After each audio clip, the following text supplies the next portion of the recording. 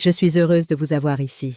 Suivez mon histoire jusqu'au bout et commentez la ville d'où vous regardez. Je vous aime tellement. Tu mangeras après tout le monde. Quelque chose s'est brisé en moi.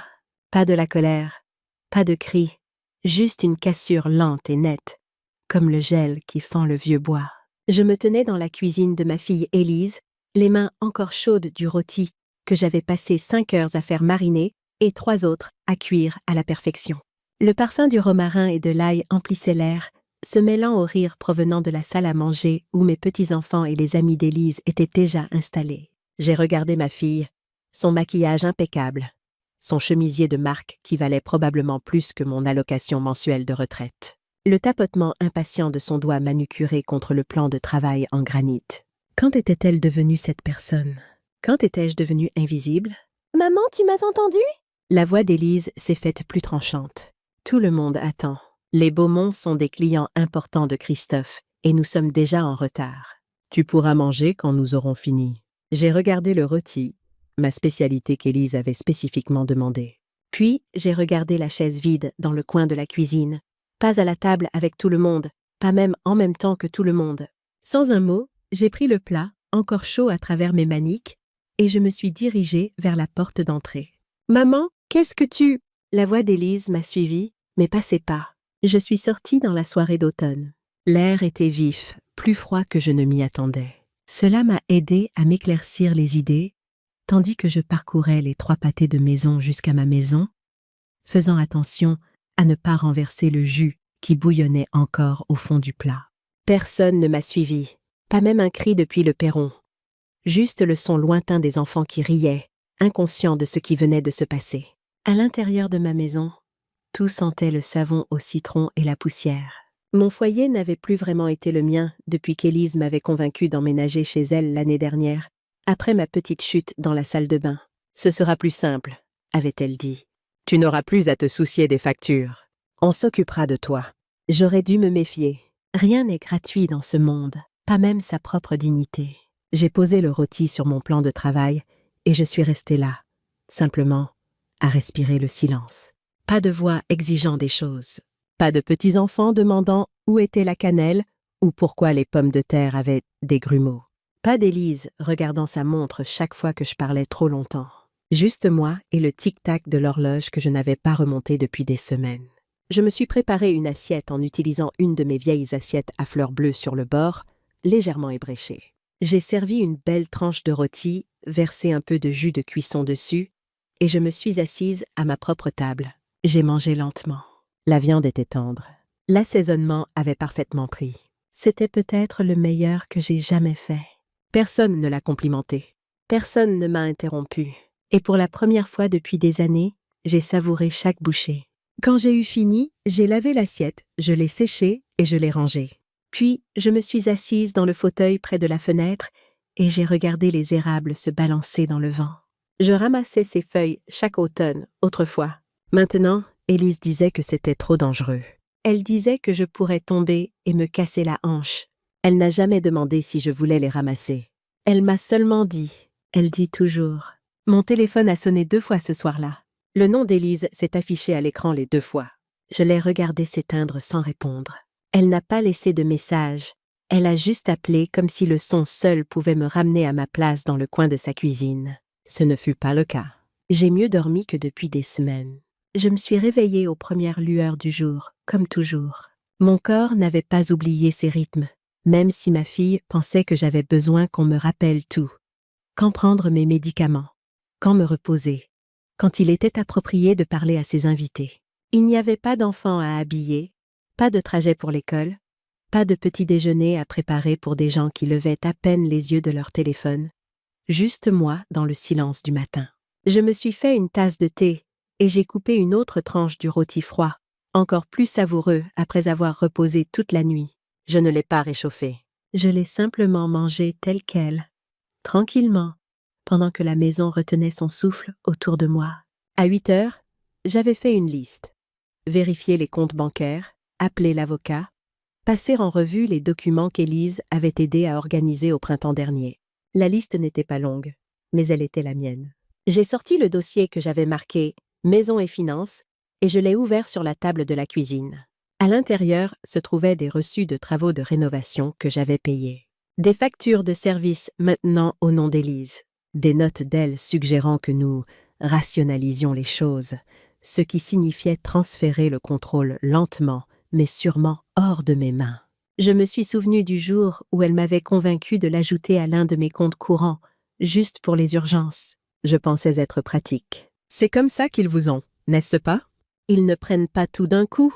Ils grignotent jusqu'à ce que vous ne reconnaissiez plus ce qui vous appartenait.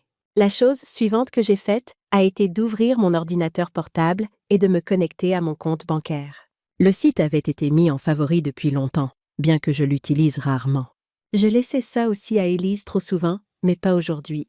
J'ai réinitialisé le mot de passe, répondu aux questions de sécurité, heureusement celle que j'avais choisie moi-même, et voilà. Mon solde, toujours intact, toujours à moi. J'ai noté d'aller à l'agence en personne. Je voulais des yeux dans lesquels regarder, pas seulement des écrans. Je voulais des relevés imprimés et des formulaires d'autorisation examinés. Plus de comptes joints, plus d'accès pour la commodité.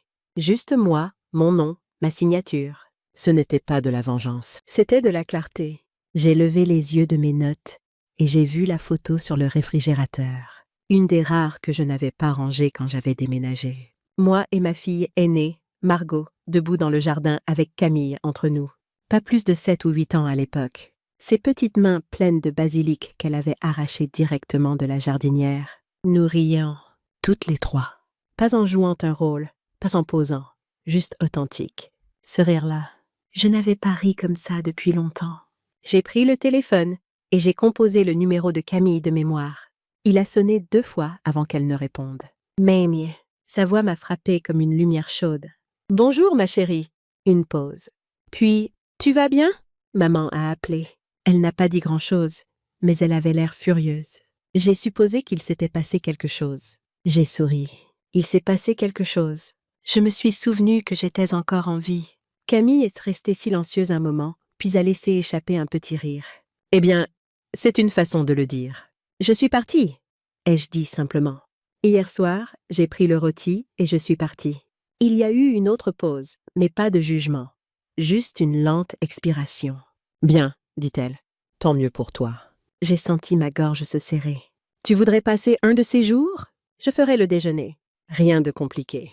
Demain? » dit-elle rapidement. « Enfin, si ça te convient. Demain serait parfait. » Après avoir raccroché, j'ai traversé la maison lentement. Je ne l'avais pas vraiment regardée depuis longtemps. Les rideaux que j'avais cousus moi-même avant la naissance d'Élise. La lampe en céramique ébréchée que je refusais de remplacer. L'étagère pleine de vieux livres de poche que personne n'empruntait jamais. Chaque chose avait sa place. Chaque chose avait du poids. J'ai épousseté. J'ai poli. J'ai ouvert les fenêtres. La maison a expiré avec moi.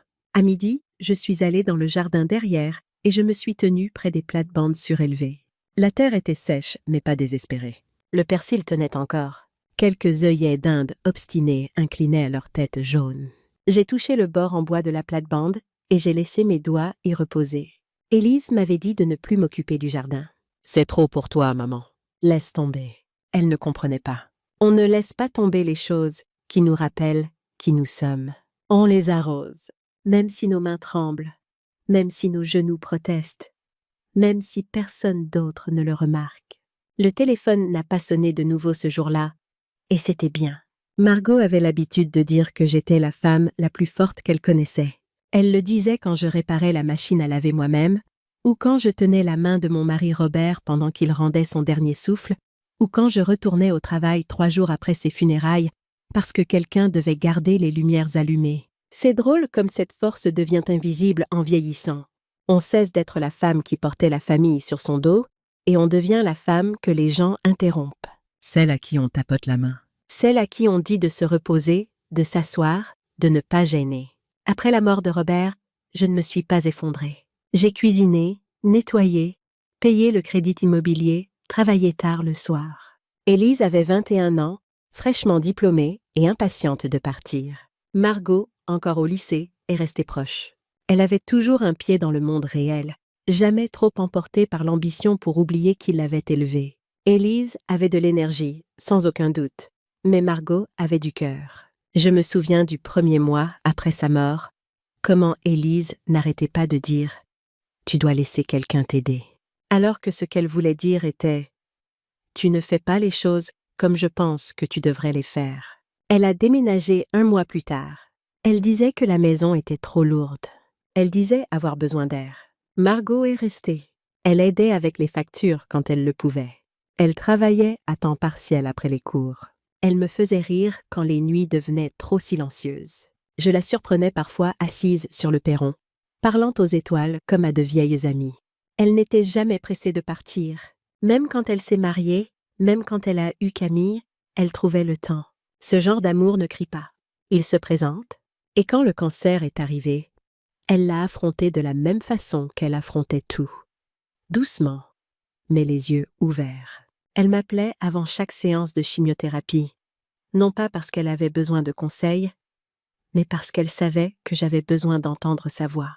Quand elle est morte, Élise m'a dit « Tu dois être forte maintenant pour Camille ». Mais sa voix n'avait aucune douceur. Cela ressemblait plus à une mission qu'à un réconfort. Camille n'avait que 12 ans. Elle a emménagé chez Élise parce que j'étais trop vieille pour élever une adolescente. J'ai voulu me battre, dire que je pouvais encore être une mère, même si mes genoux me faisaient mal et que mes mains tremblaient certains matins. Mais je ne l'ai pas fait. J'ai laissé faire. Et c'était peut-être la première vraie capitulation. Pas face à l'âge, mais face au doute. Les années suivantes sont passées dans un flou de compromis. J'ai vendu ma voiture. Tu n'en as plus besoin, maman. Élise a dit, on t'emmènera où tu voudras. Sauf qu'ils ne l'ont jamais fait. Pas à moins que ça ne rentre dans leur emploi du temps. J'ai arrêté d'organiser des dîners. C'est plus facile chez nous, insistait-elle. J'ai arrêté de jardiner. Ton dos ne peut plus supporter ça. J'ai arrêté de décorer pour les fêtes. Laisse-nous faire. Repose-toi. Chaque fois que j'abandonnais quelque chose, je me disais que c'était juste pratique. Mais la praticité a un tranchant acéré. On ne réalise à quel point elle coupe profondément que quand on essaye d'atteindre quelque chose et qu'on découvre que ce n'est plus à nous. Élise n'est pas cruelle. Pas de la façon dont les gens s'attendent à ce que la cruauté ressemble. Elle n'élève pas la voix. Elle ne frappe pas. Ses outils sont le silence, la suggestion, le dédain. Elle est experte pour minimiser.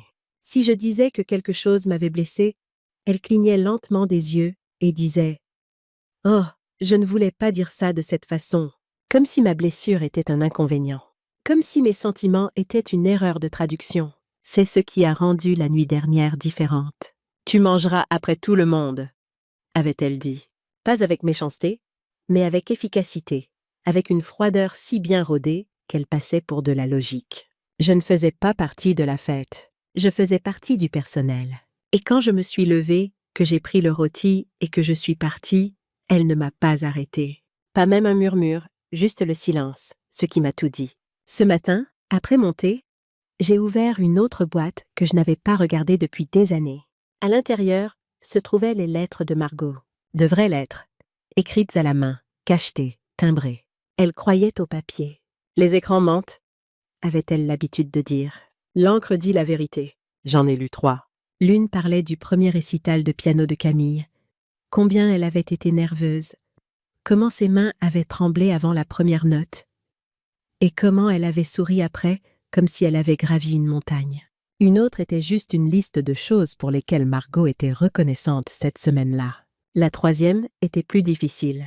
Elle avait été écrite après un examen, celui qui montrait que le cancer s'était propagé. « Je n'ai pas peur de mourir », écrivait-elle. « J'ai peur d'être oubliée. » J'ai replié la lettre et je l'ai serrée contre moi. « Je ne t'ai pas oublié, mon bébé », ai-je murmuré. « Je ne t'oublierai jamais. » J'ai passé l'après-midi à écrire une nouvelle lettre. Celle-ci pour Camille. Pas des excuses, pas une plainte. Juste une histoire, une tranche de souvenir du temps où elle était petite et où je lui apprenais à faire une pâte à tarte. Ses petites mains couvertes de farine, son visage concentré avec sérieux. Je l'ai terminé par « Tu as toujours fait attention. Je le vois maintenant. Je voulais juste que tu saches que moi aussi. » J'ai scellé l'enveloppe, écrit son nom, et je l'ai posée près de la porte. Demain, je la lui donnerai en personne. Il y a une sorte de silence qui vient non pas de la paix, mais de l'absence. C'était celui qui emplissait la maison d'Élise le matin après mon départ. Je l'ai imaginé en faisant bouillir l'eau pour le thé. Comment les enfants chuchotaient au-dessus de leurs céréales, incertains de pourquoi la chaise de mamie était vide. Comment Christophe, le mari d'Élise, la regardait, attendant une explication. Et comment elle, avec tout son talent pour l'esquive, n'avait probablement rien dit du tout. Le silence est plus facile que d'admettre que ta mère est partie avec le plat principal sous le bras. Je me suis assise sur mon perron avec mon thé, enveloppée dans un vieux cardigan que Margot m'avait offert le Noël avant la naissance de Camille. Les coudes étaient usés, une poche se décousait, mais il sentait encore faiblement sa lotion vanillée préférée. J'ai regardé un écureuil traverser la clôture en courant, puis se figer à mi-chemin, sentant que je l'observais. J'ai souri. J'aimais la compagnie. Vers 10 heures, j'ai entendu la voix de Camille avant de la voir. « Mamie !»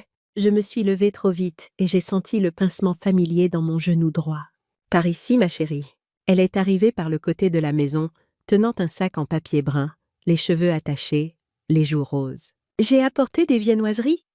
dit-elle. « De la petite pâtisserie près de la librairie, celle que tu adorais. » J'ai presque ri. « Adorais. J'adore toujours. » Entre. Nous nous sommes assises à la table de la cuisine avec des croissants aux amandes entre nous, encore tièdes. Camille a versé le thé comme elle m'avait vu le faire une centaine de fois. Elle l'avait probablement fait. Elle n'a pas posé de questions tout de suite, et je ne me suis pas précipitée pour expliquer. Nous avons juste mangé lentement, comme si nous avions le temps. « J'ai vu le visage de maman hier soir, » dit-elle finalement. Quand elle est revenue à table, elle avait l'air creuse, comme si elle ne s'attendait pas à ce que tu partes vraiment. J'ai bu une gorgée de thé. Moi non plus, jusqu'à ce que je le fasse. Je suis contente que tu l'aies fait. Elle a baissé les yeux vers ses mains. Je voulais dire quelque chose, mais je n'avais pas l'impression que c'était ma place. Ce n'était pas le cas, ai-je dit. Et pourtant te voilà. Elle a souri, mais le sourire n'atteignait pas tout à fait ses yeux. Elle n'est pas une mauvaise personne, tu sais. Je sais. Mais elle te traite comme une faveur qu'elle fait à l'univers.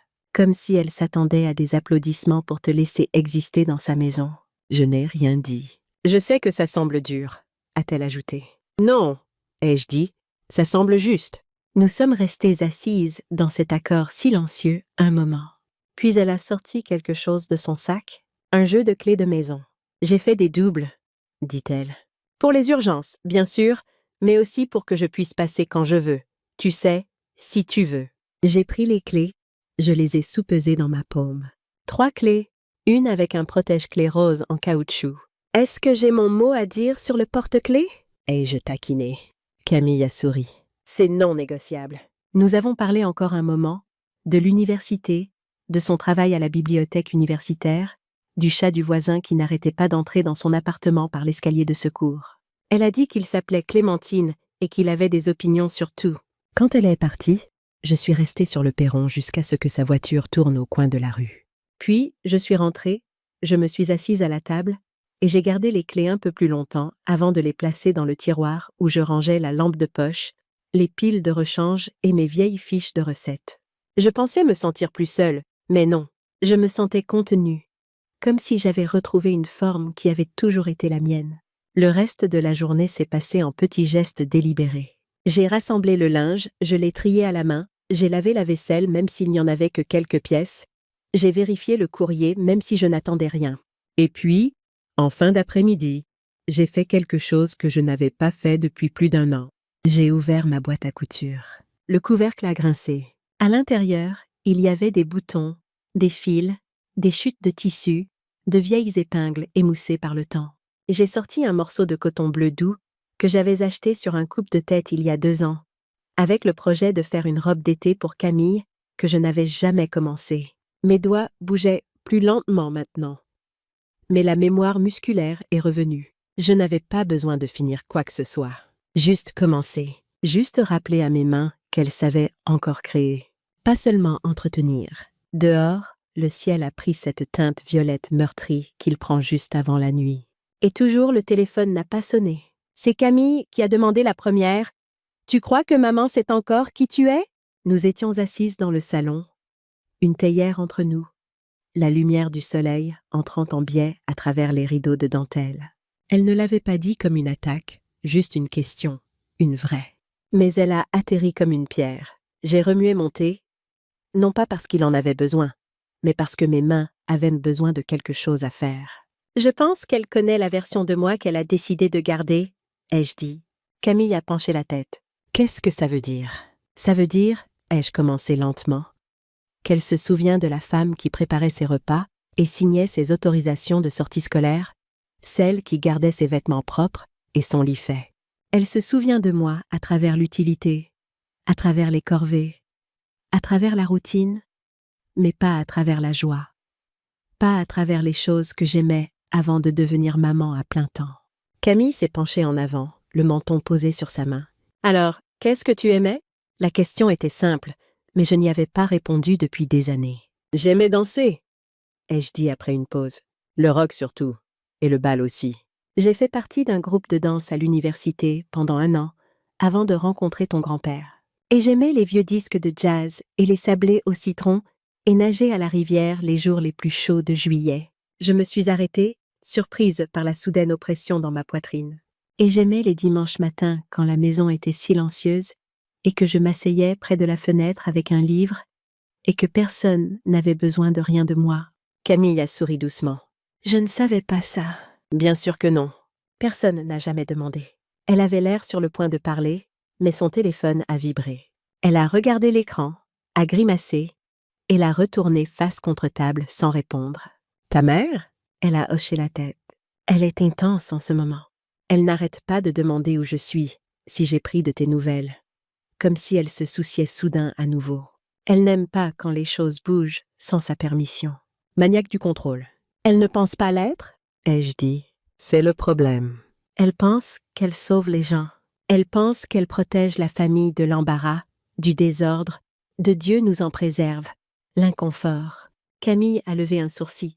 En disant à sa propre mère d'attendre que tout le monde ait mangé. J'ai haussé les épaules. C'est le genre de confort auquel elle croit. La hiérarchie, la performance. Elle veut que sa vie ait l'air propre de l'extérieur, peu importe quelle moisissure pousse en dessous. Camille a secoué la tête. Je ne veux pas devenir comme ça. Tu ne le deviendras pas, ai-je dit en lui prenant la main. Tu poses des questions. Tu es présente. Elle a serré mes doigts, doucement. Cet après-midi-là, nous sommes allés nous promener, juste dans le quartier. L'air sentait les feuilles humides et la fumée de cheminée. Camille portait un sachet de biscuits qu'elle avait pris en chemin, et nous les avons partagés en marchant. « Tu regrettes, parfois ?» demanda-t-elle soudain. « Tout ce que tu as abandonné. » J'ai réfléchi un moment. Le trottoir craquait sous nos pieds. Un corbeau appelait depuis un fil électrique. Je regrette d'avoir pensé que ce serait remboursé. Camille n'a pas répondu tout de suite. Puis elle a dit « C'est juste. » Quand elle m'a déposée plus tard, elle m'a serré plus fort que d'habitude. J'ai regardé sa voiture disparaître au bout de la rue, puis je suis rentrée et j'ai verrouillé la porte, non par peur, mais par choix. J'aimais savoir qui j'autorisais à entrer. Ce soir-là, je me suis assise près de la radio et j'ai trouvé une station qui passait encore du jazz, du Coltrane en particulier. J'ai fermé les yeux et je me suis souvenue de l'odeur des parquets cirés, du poids de la main de quelqu'un sur ma taille, du frisson de tourner en rythme avec une musique plus grande que nous deux. Je n'ai pas dansé. Pas vraiment. Je me suis juste balancée sur place, mais c'était suffisant. Le lendemain matin, Élise est venue à la maison. Je l'ai vue par la fenêtre, debout, raide sur le perron, tenant quelque chose dans ses bras. Je n'ai pas bougé tout de suite. Je l'ai laissé frapper 2 fois. Puis j'ai ouvert la porte. « Bonjour, maman », dit-elle, sa voix trop lumineuse, trop fragile. J'ai hoché la tête. Élise. Elle a tendu un plat couvert d'aluminium. J'ai rapporté ton plat et un peu de dinde de ce qui restait, enfin. Je l'ai regardée sans tendre la main. J'ai de la nourriture. Son sourire a vacillé. Je pensais juste, « Pourquoi es-tu vraiment là ?» Elle s'est raidie. « C'est si étrange que je vienne te voir. »« Oui, » ai-je dit simplement. Elle a regardé derrière moi dans la maison. Camille m'évite. « Elle est venue ici. »« Oui. » Une pause. Élise a pris une inspiration. « Maman, je sais que les choses ont été tendues, mais tu dois comprendre qu'il y avait des invités, des attentes. Je ne voulais pas être irrespectueuse. » Tu t'en fichais juste de l'être. « Ce n'est pas juste ?» Non, ai-je dit. Ce ne l'est pas. Mais c'est vrai. Nous sommes restés là quelques secondes. L'air entre nous épais de choses qui n'avaient jamais été dites. Elle a tendu le plat à nouveau. Je n'ai pas bougé. J'ai fait un rôti, ai-je dit doucement. Élise a cligné des yeux. Quoi? J'ai fait un rôti le soir où je suis partie. Je me suis assise dans ma propre cuisine, à ma propre table, et je l'ai mangé pendant qu'il était encore chaud. Elle avait l'air confuse, comme si elle ne pouvait pas décider si j'étais en colère ou fière. « Maman, je n'ai pas besoin de tes restes, » ai-je dit gentiment. Puis j'ai fermé la porte. Je n'ai pas verrouillé après le départ d'Élise. Je n'en avais pas besoin. Certaines limites sont plus solides que des verrous. Je suis restée dans le couloir un moment, me raccrochant au calme. Mes mains ne tremblaient pas. Mon souffle ne s'est pas bloqué. La vieille peur, celle qui dit que tu es ingrate ou qu'elle voulait bien faire, avait disparu. Elle s'était fanée quelque part entre la porte d'entrée et la première bouchée de ce rôti que j'avais mangé seule. Et comme tout ce qui est mort, elle n'avait plus de pouvoir. Plus tard, j'ai emballé le plat qu'elle avait apporté dans un torchon de cuisine et je l'ai descendu jusqu'au congélateur de dons de l'église. Ils acceptent la nourriture discrètement là-bas. Pas de questions, pas de formulaire. Juste une âme gentille qui s'assure que rien ne se perde. J'ai placé la dinde à l'intérieur, laissé le plat, et je suis rentrée sans me retourner. Quand je suis revenue, la bouilloire était encore chaude. C'est alors que j'ai su ce que je devais faire ensuite. Pendant des années, j'avais laissé Élise s'occuper des choses. Les factures, les comptes en ligne, les renouvellements. Ça a commencé petit, un rappel pour payer l'électricité, une suggestion de regrouper nos forfaits téléphoniques. Puis sont venus les comptes bancaires. Elle m'a convaincue de l'ajouter comme utilisatrice autorisée sur l'un d'eux, au cas où quelque chose arriverait. Puis un autre, puis les prélèvements automatiques ont commencé. Les frais de scolarité pour les enfants, une partie des courses, même une contribution mensuelle pour l'aide ménagère que je n'ai jamais vraiment vue détaillée. Je n'ai pas discuté. Je me suis dit que j'étais utile, que les familles s'entraident, qu'elle avait tant fait pour moi en me laissant vivre avec eux. Maintenant, tout ce à quoi je pouvais penser, c'était combien habilement elle avait construit la cage. Pas par cruauté, non, juste par sentiment d'avoir tous les droits, tranquille, subtil et constant. J'ai ouvert les tiroirs où je gardais mes documents avant d'emménager chez Élise. Mon nom était toujours sur tous les comptes. La banque avait changé son logo depuis la dernière fois que je m'en étais occupée, mais l'essentiel était le même. J'ai appelé l'agence directement. « Oui, Madame Fontaine ?» dit le jeune homme après avoir confirmé mon identité. « Vous êtes toujours la titulaire principale du compte épargne et du compte joint. Comment puis-je vous aider? J'aimerais faire quelques changements, » ai-je dit, mais je préférerais les faire en personne. « Bien sûr. Avez-vous besoin d'aménagement?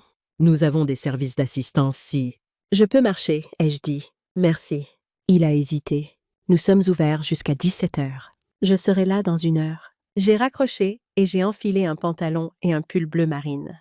Quelque chose de solide, quelque chose à moi. J'ai épinglé ma barrette en argent. Celle que Margot disait toujours me donnait un air décidé et posé. Puis j'ai pris mon vieux sac en cuir, glissé mon carnet à l'intérieur, et je suis allée au coin de la rue pour prendre le bus. Ça faisait du bien d'attendre à l'arrêt. Normal. Ancré. Personne ne me trimballe comme un bagage. Personne n'appelle pour demander où je vais. Juste moi, dehors dans le monde, faisant quelque chose pour moi-même. À la banque, le même jeune homme qui avait répondu au téléphone m'a accueilli au comptoir. Son badge indiquait Kevin. Il a souri poliment, mais avait l'air légèrement mal à l'aise, comme si j'allais me mettre à pleurer ou à me plaindre à tout moment. C'est ce qu'ils attendent des femmes de mon âge, des larmes ou de la confusion. Je ne lui ai donné ni l'un ni l'autre. Je voudrais retirer un utilisateur autorisé de 2 comptes, ai-je dit en posant ma carte d'identité à plat sur le comptoir. Il a cligné des yeux. Oui, bien sûr. Si vous voulez bien passer dans un de nos bureaux, je vais chercher les formulaires. 10 minutes plus tard, j'étais assise à un bureau poli, signant des papiers d'une main stable. Souhaitez-vous également révoquer les autorisations d'accès en ligne? A-t-il demandé. Oui, et les virements automatiques. Tos! A-t-il marqué une pause, les yeux fixés sur l'écran. Il y a un virement récurrent de 450 € chaque mois vers un compte pour les frais de sport. Je sais, ai-je dit. Annulez-le. Une autre pause. Il y a aussi des plus petits, des abonnements, des services à domicile, quelques trajets en VTC. Vous reconnaissez cela? Non. Annulez tout. Il a hoché la tête et s'est mis à taper. Vous recevrez des emails de confirmation plus tard dans la journée. Je lui ai donné une nouvelle adresse email que j'avais créée ce matin-là. Envoyez-les ici. Ses doigts ont encore hésité. Madame Fontaine, si je puis me permettre, c'est un changement important. Souhaitez-vous que nous signalions le compte au cas où quelqu'un essaierait de rétablir l'accès sans votre consentement? Je l'ai regardé droit dans les yeux. Oui, signalez-le. Quand j'ai eu fini, il m'a accompagné jusqu'à la porte. Y a-t-il autre chose que je puisse faire pour vous aujourd'hui? J'ai souri. Vous avez déjà fait plus que vous ne le pensez. Dehors, le vent s'était levé. J'ai serré mon pull contre moi. Mais je n'avais pas vraiment froid. Mon corps vibrait. Pas d'adrénaline, mais de certitude. Pour la première fois depuis longtemps, je savais exactement quel nom était sur quoi. Et ce n'était que le début. J'étais à mi-chemin de l'arrêt de bus quand mon téléphone a vibré. Élise. Je l'ai laissé aller sur la messagerie. 1 minute plus tard, il a vibré à nouveau avec un texto. « Maman, il faut qu'on parle. Le paiement pour le stage de foot de Thomas vient d'être refusé. Qu'est-ce qui se passe? » Je n'ai pas répondu. Pas encore. Quand je suis rentrée, j'ai fait du thé et je me suis assise à la table de la cuisine avec mes anciens relevés de compte étalés devant moi. Les chiffres racontaient une histoire qu'Élise ne voudrait pas entendre. 450 € ici, 200 là. Des retraits plus petits presque chaque semaine. Rien d'illégal, rien que je n'avais pas techniquement autorisé, mais rien que j'avais vraiment choisi non plus. À l'heure du dîner, mon téléphone avait 6 appels manqués et une douzaine de textos. Je les ai tous lus, mais je n'ai répondu à aucun. J'avais besoin de réfléchir clairement, sans la voix d'Élise dans mon oreille, me disant que j'étais confuse ou que j'exagérais. Ou son expression préférée. Difficile. Alors que je lavais mon assiette, il y a eu un coup sec à la porte, 3 coups rapides, indéniablement ceux d'Élise. J'ai séché mes mains lentement et je suis allée ouvrir.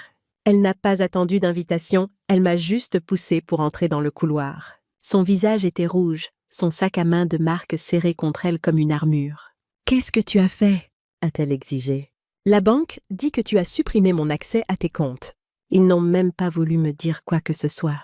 J'ai fermé la porte doucement. C'est comme ça que fonctionne la confidentialité. La confidentialité? Je suis ta fille. Je gère tes finances depuis des années. Tu ne peux pas juste... Je peux, ai-je dit. Je l'ai fait. Elle m'a regardée comme si j'avais fait pousser des ailes. Maman, tu as 79 ans. Tu arrives à peine à utiliser ta messagerie sans aide. Comment vas-tu gérer tout ça? De la même façon que je l'ai fait pendant les 60 années, avant que tu prennes le contrôle. Élise a passé une main dans ses cheveux, défaisant son brushing parfait. C'est à cause de l'autre soir du dîner? Je me suis déjà excusée pour ça. Non, ai-je dit. Tu ne t'es pas excusée. Elle a trébuché. Juste une seconde. Eh bien, je suis désolée si tu as ressenti. Ce n'est pas des excuses, c'est de l'esquive. Ses yeux se sont rétrécis. Depuis quand es-tu si combative? Depuis que je me suis souvenue que j'avais quelque chose à combattre. Elle a pris une profonde inspiration, essayant visiblement de se ressaisir. Quand elle a parlé à nouveau, sa voix était plus douce, plus calculée. « Maman, je suis inquiète pour toi. Vivre seule, gérer tout par toi-même. C'est beaucoup. Tu n'es plus aussi jeune qu'avant. Aucun de nous ne l'est. Mais il y a des considérations pratiques. Et si tu tombais encore? Et si c'était une urgence? Alors j'appellerais le 15 comme n'importe qui d'autre. C'est ridicule. » Son sang-froid a craqué. Tu agis comme si je t'avais exploité alors que tout ce que j'ai fait, c'est t'aider. Qui t'a emmené à tes rendez-vous chez le médecin? Qui s'est assuré que tes ordonnances étaient renouvelées? Qui t'a invité dans notre maison? Et qui m'a fait manger dans la cuisine pendant que tout le monde était à table? Elle a tressailli. C'était une fois, une erreur. Non, ai-je dit doucement. C'était la seule fois où j'ai vu clairement. Le téléphone d'Élise a vibré. Elle l'a regardé, puis m'a regardé. Christophe attend dans la voiture. Cette conversation n'est pas terminée. Pour moi, elle l'est. Elle s'est dirigée vers la porte, puis s'est retournée. L'argent que j'ai pris, ce n'était pas pour moi. C'était pour tes petits-enfants, pour leurs activités, leurs études, des choses que tu as toujours dit vouloir aider. C'est vrai, c'est le cas. Mais je veux choisir comment et quand. Pas que ce soit décidé pour moi. Très bien, dit-elle, la voix tendue. Je dirai à Thomas qu'il ne peut pas aller au stage de foot cet été. Je lui expliquerai que mamie a décidé que son indépendance était plus importante que ses opportunités. L'ancienne moi se serait effondrée à ça. J'aurais couru pour arranger les choses, pour aplanir, pour m'assurer que personne n'était déçu, surtout pas à mes dépens. Mais cette Hélène-là avait disparu. Tu es directrice marketing, Élise. Ton mari est agent immobilier. Vous vivez dans une maison de 5 chambres avec piscine. Si Thomas rate le stage de foot, ce ne sera pas à cause de mon compte en banque. Elle est partie sans un mot de plus, la porte se refermant derrière elle avec un clic décisif. Je me suis assise dans mon fauteuil près de la fenêtre pendant longtemps après, regardant le soir s'installer sur le quartier. Mes mains tremblaient légèrement, non pas de peur, mais de l'effort pur de tenir bon. Mon téléphone a vibré à nouveau. Un texto de Camille. Tu vas bien, mamie? Maman vient de m'appeler en fulminant à propos de la banque. J'ai tapé en réponse « Je vais bien ». Mieux que bien. Je mange de la soupe ce soir. Je t'aime. Elle a répondu avec un emoji cœur. Simple. Le bureau de l'avocat sentait le cirage au citron et le vieux papier. J'y étais allée une fois auparavant, il y a des années, quand Robert et moi avions rédigé nos testaments après sa première alerte cardiaque. Le bâtiment était le même, des couloirs étroits, des moulures éraflées. Mais la réceptionniste était nouvelle, et les chaises dans la salle d'attente étaient maintenant en simili-cuir au lieu de velours. Le genre de changement dont personne ne parle, mais qu'on ressent quand même. Madame Fontaine, la réceptionniste a souri. Vous êtes là pour voir Maître Durand. Il vous attend. Elle m'a conduite le long d'un court couloir, jusqu'à un petit bureau avec de hautes fenêtres.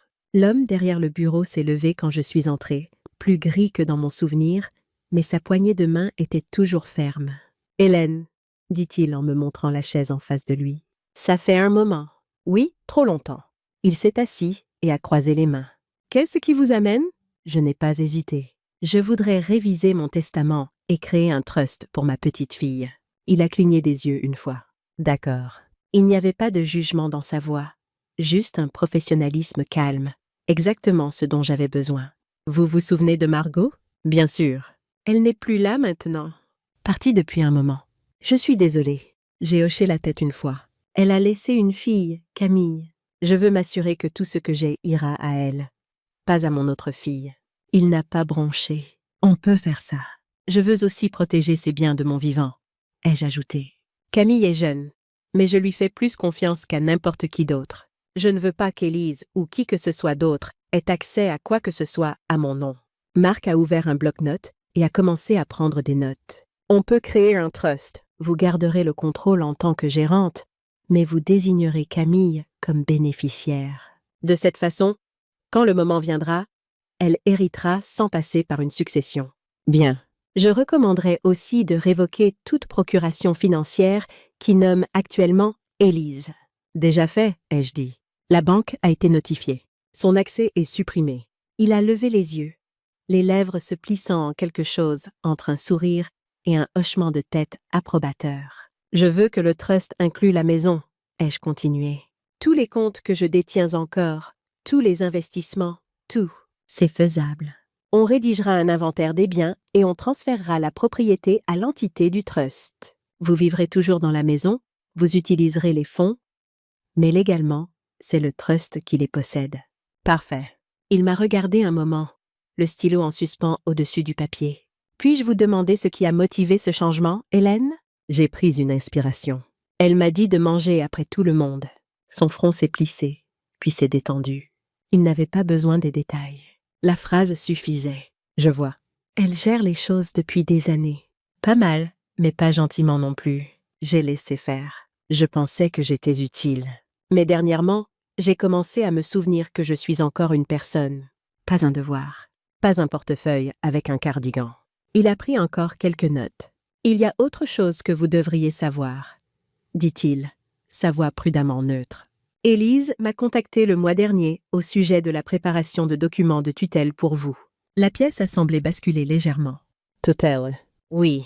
Elle a exprimé des inquiétudes concernant votre capacité de décision. Elle a mentionné une chute, une confusion avec les médicaments. J'ai glissé dans la salle de bain l'année dernière. J'allais bien.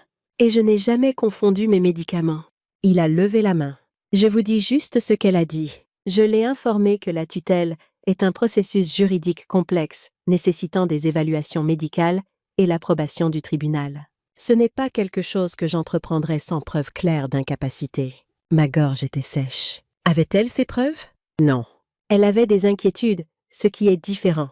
Mais maintenant que vous êtes ici, prenant des décisions claires et rationnelles concernant vos biens, je suis encore plus convaincue qu'une tutelle serait inappropriée. Je me suis adossée à ma chaise, essayant de digérer cette nouvelle information.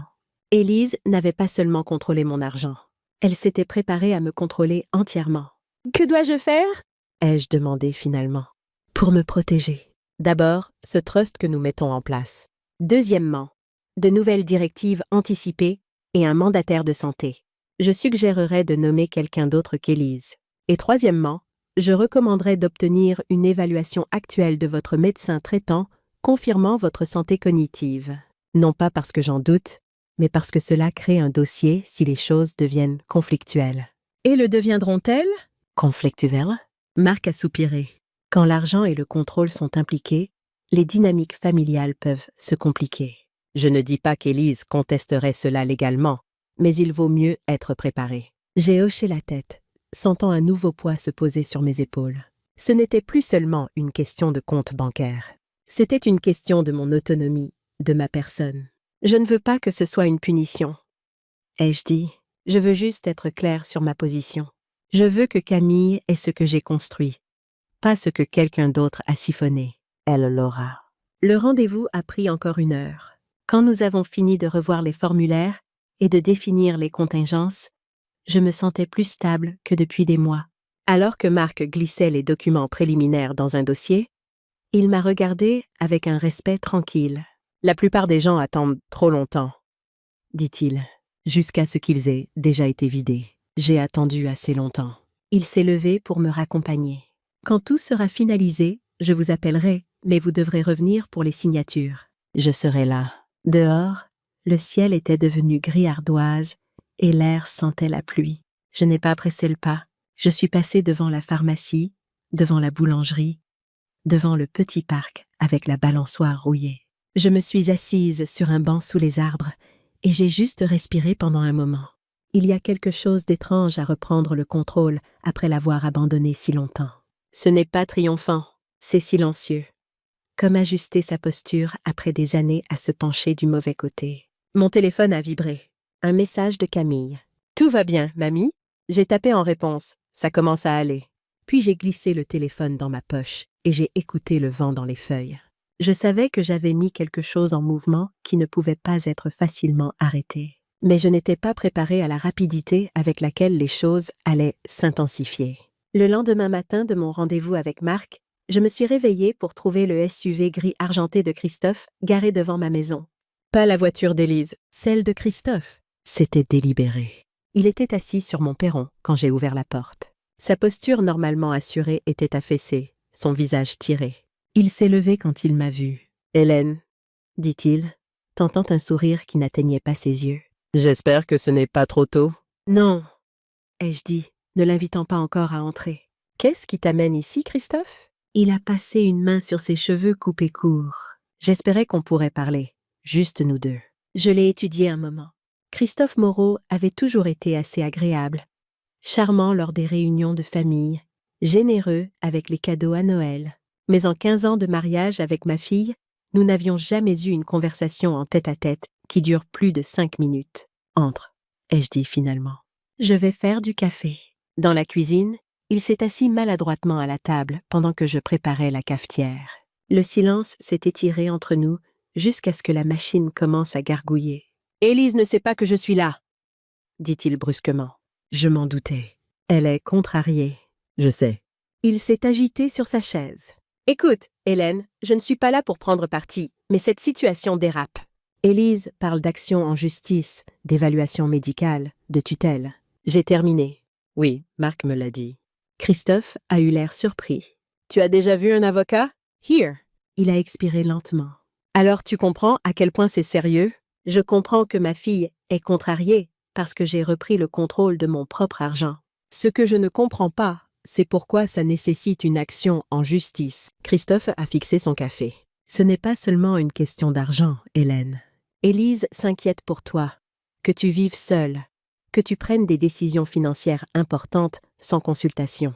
Sans sa permission, tu veux dire? » Il a grimacé. « Ce n'est pas juste. »« Vraiment? » J'ai pris une gorgée de mon café. « Christophe, je vais te poser une question, et je veux une réponse honnête. Pas ce qu'Élise t'a dit de dire. Pas ce que tu penses qui va aplanir les choses. Juste la vérité. Tu peux faire ça? Il a hoché la tête avec hésitation. Est-ce que toi et Élise avez des problèmes d'argent? Son visage a rougi. Quoi? Non, on va bien. Le marché a été un peu lent, mais parce que 450 € par mois pour le sport de Thomas, ça semble excessif, et il y avait beaucoup d'autres retraits de mes comptes que je n'avais jamais autorisés. Des petits, réguliers. Les yeux de Christophe sont tombés sur la table. Le marché a été plus que lent, a-t-il admis. Et l'entreprise d'Élise a fait des licenciements le trimestre dernier. Elle a gardé son poste, mais ils ont coupé les primes. On a dû s'adapter. En utilisant mon argent. Ce n'était pas comme ça, dit-il rapidement. On allait te rembourser. Élise ne voulait juste pas t'inquiéter avec nos problèmes de trésorerie temporaire. J'ai ressenti un mélange étrange de satisfaction et de tristesse. Alors toute cette inquiétude pour ma capacité mentale, pour moi vivant seule, c'est vraiment pour garder l'accès à mes comptes. Non, dit Christophe, mais il n'y avait aucune conviction dans sa voix. Élise s'inquiète vraiment pour toi. On s'inquiète tous les deux. Juste pas assez pour me laisser manger à table avec vos clients. Il a eu la grâce de paraître honteux. C'était mal. Je le lui ai dit après ton départ. J'ai levé un sourcil. Vraiment? Avant ou après que tu aies réalisé que le rôti était parti? Un fantôme de sourire a touché ses lèvres. Après? Mais je l'aurais dit quand même. Nous sommes restés assis en silence un moment, le café refroidissant entre nous. Qu'est-ce que tu veux, Christophe? Ai-je demandé finalement. Pourquoi es-tu vraiment là? Il a soupiré lourdement. Honnêtement, pour comprendre ce qui se passe, Élise est rentrée hier en parlant d'avocat, de trust et de la coupée du testament. Elle est convaincue que tu as perdu la tête. Mais assise ici avec toi, tu m'as l'air parfaitement bien. Mieux que bien. Tu m'as l'air plus lucide que depuis des années. Je le suis. Alors qu'est-ce qui a changé? Moi, ai-je dit simplement. Ou plutôt, je me suis souvenu de qui j'étais avant de laisser Élise commencer à prendre toutes mes décisions. Christophe a hoché la tête lentement. Je comprends ça. Je comprends vraiment. Il a hésité, puis a ajouté « Mais ce trust, ce Nouveau Testament qui coupe complètement Élise, ce n'est pas extrême? » Je ne la coupe pas de ma vie, Christophe. Juste de mes comptes bancaires. Il y a une différence. Elle ne le verra pas comme ça. C'est son choix. Il a vidé son café et s'est levé. Je devrais y aller. Élise pense que je suis à la salle de sport. Je l'ai accompagnée jusqu'à la porte. Alors qu'il mettait le pied sur le perron, il s'est retourné. Pour ce que ça vaut, Hélène, je pense que tu fais ce qu'il faut. Te défendre. Je voudrais juste que ça ne doive pas être si conflictuel. Moi aussi, ai-je dit. Mais je n'ai pas créé cette situation. Après son départ, je me suis rassise à la table de la cuisine, réfléchissant à ce qu'il avait dit. Des problèmes financiers. Cela expliquait certaines choses, mais pas tout. Pas l'érosion lente de mon indépendance au fil des années. Pas les remarques méprisantes subtiles. Pas le « tu mangeras après tout le monde ». Mon téléphone a vibré avec un texto. Pas d'Élise cette fois, mais de Thomas, son fils de 16 ans. « Mamie, je peux passer après les cours ?» Juste pour parler. J'ai souri à l'écran. « Bien sûr, mon chéri. J'aurai des biscuits. » Peut-être que tout n'était pas cassé après tout. Thomas est arrivé à 15h30, encore dans ses vêtements d'école, son sac à dos sur une épaule. Il avait grandi depuis la dernière fois que je l'avais vraiment regardé, approchant la taille de son père avec la même mâchoire forte, mais les yeux doux de Margot. C'était étrange comme la génétique battait les cartes, distribuant des traits des deux côtés de la famille. « Salut, mamie !» dit-il en me faisant un rapide câlin avant de se laisser tomber sur le canapé. « Merci de me recevoir. Tu n'as jamais besoin de permission, » lui ai-je dit en posant une assiette de biscuits sur la table basse. « C'est toujours la maison de ta mamie. » Il a attrapé un biscuit et a mordu dedans. « Ils sont vrais ?» dit-il, l'air surpris. « Genre, tu les as faits toi-même ?» Par opposition à quoi? Maman achète toujours ceux de la pâtisserie et les met sur une assiette comme si elle les avait faits. J'ai ri. « Eh bien, ne lui dis pas que je te l'ai dit. » Il a souri. Puis son visage est devenu sérieux. « Alors, qu'est-ce qui se passe entre toi et maman? » Elle est dingue ces derniers temps. Tous ces appels chuchotés avec papa, des discussions sur des avocats et des médecins et tout ça. J'ai soupiré. C'est compliqué, Thomas. J'ai 16 ans, pas 6. Je peux gérer le compliqué. Je l'ai étudié un moment, puis j'ai hoché la tête. Ta mère et moi ne sommes pas d'accord sur le fait que je puisse gérer mes propres affaires, mon argent, ma maison, mes décisions. À cause de ta chute l'année dernière? En partie, mais c'est plus que ça. C'est une question de contrôle. Qui ne l'a pas? Il a réfléchi à ça, prenant un autre biscuit. C'est pour ça que tu as pris le rôti et que tu es parti. Maman ne voulait pas vraiment en parler. Elle a juste dit que tu ne te sentais pas bien.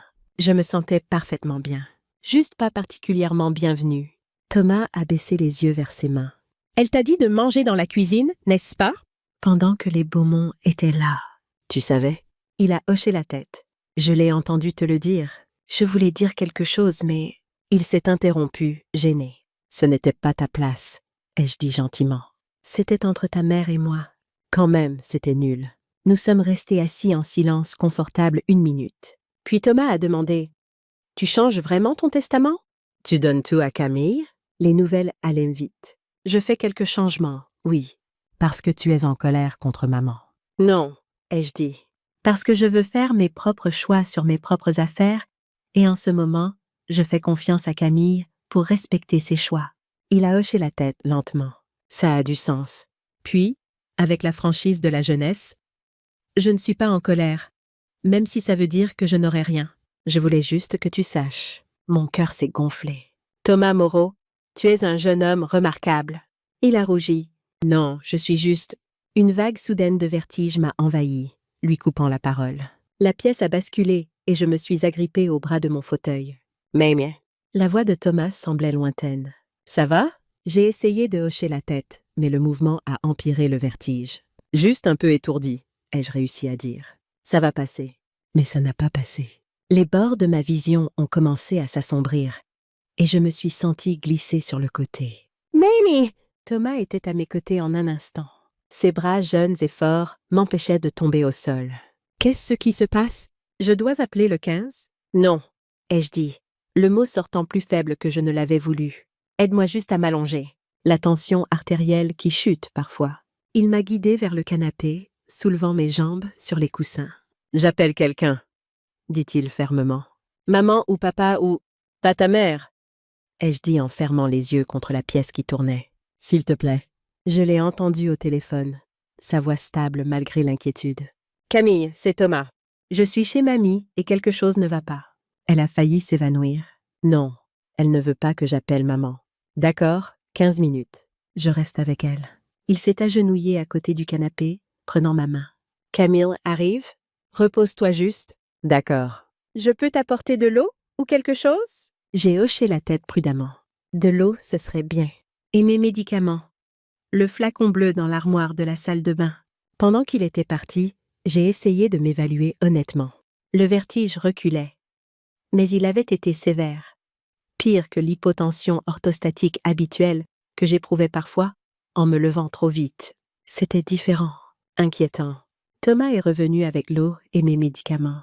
Je les ai pris avec gratitude, la routine familière apportant un certain réconfort. « Tu as mangé aujourd'hui » a-t-il demandé, me surprenant par son côté pratique. J'ai essayé de me souvenir. Du thé. Un morceau de pain grillé. Mamie, il est presque 16 heures. C'est pas assez. Il est allé à la cuisine et est revenu avec une pomme et du fromage sur une assiette. Mange ça doucement. J'ai fait ce qu'on m'a dit, souriant malgré moi d'être maternée par mon petit-fils. Quand Camille est arrivée, essoufflée et inquiète, le pire était passé. Mais l'incident m'avait secouée, pas seulement physiquement, mais dans ma nouvelle confiance. Mon corps m'avait trahi au pire moment, fournissant des munitions pour l'argument d'Élise, selon lequel je ne pouvais pas me débrouiller seule. « Qu'est-ce qui s'est passé ?» a demandé Camille en s'asseyant à côté de moi et en vérifiant mon pouls avec des doigts exercés. Elle avait travaillé comme aide-soignante pendant ses études. Juste un malaise, ai-je dit. La tension artérielle, probablement. « C'était quand la dernière fois que tu as vu ton médecin ?» a-t-elle demandé. Il y a quelques mois, avant que j'emménage chez ta mère. Elle a froncé les sourcils. On devrait prendre rendez-vous, te faire examiner. Élise va utiliser ça, ai-je dit doucement. Elle va dire que ça prouve que je ne peux pas vivre seule. L'expression de Camille s'est durcie. Un malaise ne veut pas dire que tu as besoin d'un tuteur, mamie. Ça veut dire que tu as besoin d'une banane et peut-être d'un ajustement de médicaments. Thomas, qui avait plané anxieusement, a pris la parole. Je ne dirai rien à maman si c'est ce qui t'inquiète. Je l'ai regardée, surprise. Je ne te demanderai pas de garder des secrets pour ta mère, Thomas. C'est pas un secret, dit-il. C'est juste privé. Ta santé, c'est tes affaires. Camille a hoché la tête approbativement vers son cousin. Exactement. Mais mamie, il faut quand même s'assurer que tu vas bien médicalement. Je veux dire, J'ai soupiré. je sais. J'appellerai le docteur Martin demain. Je t'emmènerai, a proposé Camille. Pas de discussion.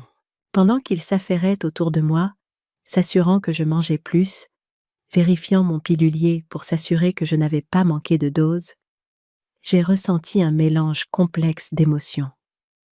De la gratitude pour leurs soins, de la frustration face aux limites de mon corps, et sous tout ça, une peur lancinante. Et si Élise avait raison? Pas sur le contrôle, pas sur l'argent, mais sur le fait que je vive seule. Et si aujourd'hui n'était pas juste un incident isolé, mais un avertissement? Camille a semblé lire mes pensées. Arrête, dit-elle en s'asseyant à côté de moi. Quoi que tu penses, arrête. Un mauvais jour n'efface pas une vie d'indépendance. Mais si ça arrive encore quand je suis seule? Alors, on trouvera une solution, dit-elle fermement. Il y a des solutions entre complètement toute seule et abandonner tout contrôle à maman. On doit juste trouver la bonne pour toi. Thomas a hoché la tête, comme ces trucs d'alerte médicale. Help! I've fallen and I can't get up! A-t-il cité d'une voix exagérée de vieille dame, puis il a eu l'air mortifié. Pardon, c'était... Mais je riais, la tension brisée. C'est bon, et tu as raison. Il y a des options. Alors que la soirée s'installait autour de nous trois assis dans mon salon, mangeant le dîner simple que Camille avait préparé, pas de porcelaine fine, pas de représentation, pas de hiérarchie, juste la famille se soutenant à travers un moment de vulnérabilité. Ce n'était pas parfait. Mon corps se sentait encore fragile, et les questions sur mon avenir restaient sans réponse. Mais pour l'instant, c'était suffisant de savoir que je ne les affrontais pas seule. Vous deux devriez rentrer, ai-je dit finalement. Je me sens beaucoup mieux, et il se fait tard. Je reste, dit Camille d'un ton qui n'admettait pas de discussion. Juste pour cette nuit. Thomas s'est levé à contre-cœur. Je devrais y aller. Maman va se demander où je suis. J'ai serré sa main. Merci d'avoir été là aujourd'hui, de m'avoir aidé. Il a haussé les épaules, gêné par les éloges. C'est ce que fait la famille, non? En le regardant partir, j'ai pensé à ces mots. C'est ce que fait la famille. Pas contrôler, pas diminuer, soutenir, respecter, être présent quand on a besoin. C'était une leçon simple, mais une leçon qu'Élise semblait avoir oubliée quelque part en chemin. Les documents étaient lignés prêts en une semaine. Je suis retournée au bureau de Maître Durand un jeudi matin. Le ciel était dégagé pour une fois. La lumière du soleil formant des flaques dorées sur les trottoirs, mais le vent avait encore de la morsure. Je portais mon manteau en laine, celui que Margot m'avait acheté l'année où elle avait eu sa promotion. Elle disait qu'il me donnait l'air de quelqu'un qui ne demande pas la permission. Je l'ai plié soigneusement sur le dossier de la chaise dans le bureau de Marc, tandis qu'il étalait les documents sur le bureau. « Voici la révision du testament », commença-t-il en tapotant doucement chaque page. « Voici l'accord de trust. Camille est désignée comme seule bénéficiaire. Vous êtes la gérante. La maison, les comptes et les fonds d'investissement sont listés dans l'annexe A. Et ici, il marqua une pause et la révocation formelle de la procuration financière. Il a glissé une épaisse enveloppe marquée Élise Moreau sur le bureau. Elle était déjà adressée et timbrée. Elle recevra une copie, confirma-t-il, ainsi que la lettre de cessation. Elle n'aura plus aucun pouvoir légal d'agir en votre nom à l'avenir. J'ai pris le stylo. Mes mains ne tremblaient pas. J'ai signé chaque page lentement, délibérément, regardant l'encre courbée derrière moi, comme un sentier que je pouvais enfin voir se former en temps réel. Quand nous avons terminé, Marc a rassemblé tout et glissé les documents signés dans un grand classeur. « C'est fait, dit-il. Vous n'opérez plus sous des suppositions ou des habitudes. Tout est légalement à vous à nouveau. » J'ai hoché la tête. « Bien. » « Il y a encore une chose, » dit-il en ouvrant un petit tiroir. « Voulez-vous inclure une directive médicale? Quelqu'un pour parler en votre nom, si vous ne le pouvez pas? » Je n'ai pas hésité. « Camille. » « Elle a moins de 30 ans, » m'a-t-il averti gentiment. « C'est légal, mais émotionnellement, elle est la seule qui demande encore ce que je veux. » Il a hoché la tête et a glissé le formulaire sur la table. Nous avons terminé en moins de 20 minutes. Quand je me suis levée pour partir, Marc m'a tendu le classeur. Gardez-le en lieu sûr et faites savoir à Camille où il se trouve. Je le ferai. Et Hélène, Je me suis retournée. vous ne faites pas que récupérer des choses, vous les protégez. Il y a une différence. J'ai hoché la tête. C'est exactement ce que je fais. J'ai pris le chemin le plus long pour rentrer. Je suis passée devant le quartier d'Élise sans y tourner. Je suis passée devant l'école où Camille avait joué du violon au concert de CE2. Je suis passée devant la quincaillerie où Robert achetait des clous dont il n'avait pas besoin juste pour parler au propriétaire. Quand j'ai atteint ma maison, je l'ai ressentie d'une nouvelle façon. Pas comme un fardeau, pas comme un musée, mais comme un abri, une forteresse, la mienne. J'ai placé le classeur dans le tiroir avec la lampe de poche de secours et le chéquier de réserve. Puis je me suis assise à la table de la cuisine et j'ai écrit une lettre à Camille. Pas dramatique, pas émotionnelle, juste des instructions. Où était le classeur? Qui appeler? Quoi faire? Si et quand? Quand j'ai terminé, j'ai glissé la lettre dans une enveloppe et j'ai écrit son nom en lettres majuscules sur le devant. Puis je l'ai placé sous le vieux pot à biscuits, celui qu'elle soulève toujours quand elle vient, comme si j'avais pu y laisser quelque chose de sucré. Je suis restée près de la fenêtre un moment, sirotant du thé, regardant la lumière de fin d'automne se déplacer à travers le jardin. Le téléphone a sonné une fois, puis encore, je l'ai laissé sonner. 5 minutes plus tard, un texto est arrivé. « Élise, il faut qu'on parle. C'est important. » Je l'ai supprimé sans lire la suite. Plus tard dans la soirée, alors que le soleil plongeait derrière les toits, j'ai sorti mon agenda et j'ai commencé à faire des listes.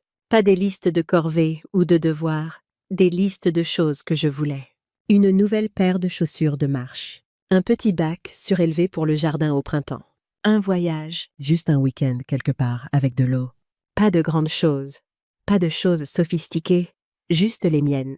Ce soir-là, pour la première fois depuis des années, j'ai verrouillé la porte de l'intérieur. Pas par peur, mais comme une déclaration tranquille. J'étais chez moi. Le lendemain matin, j'ai trouvé une enveloppe inattendue dans ma boîte aux lettres, couleur crème, adressée en grandes lettres cursives arrondies, que je n'ai pas immédiatement reconnue. J'ai failli la jeter avec les prospectus et les coupons de réduction.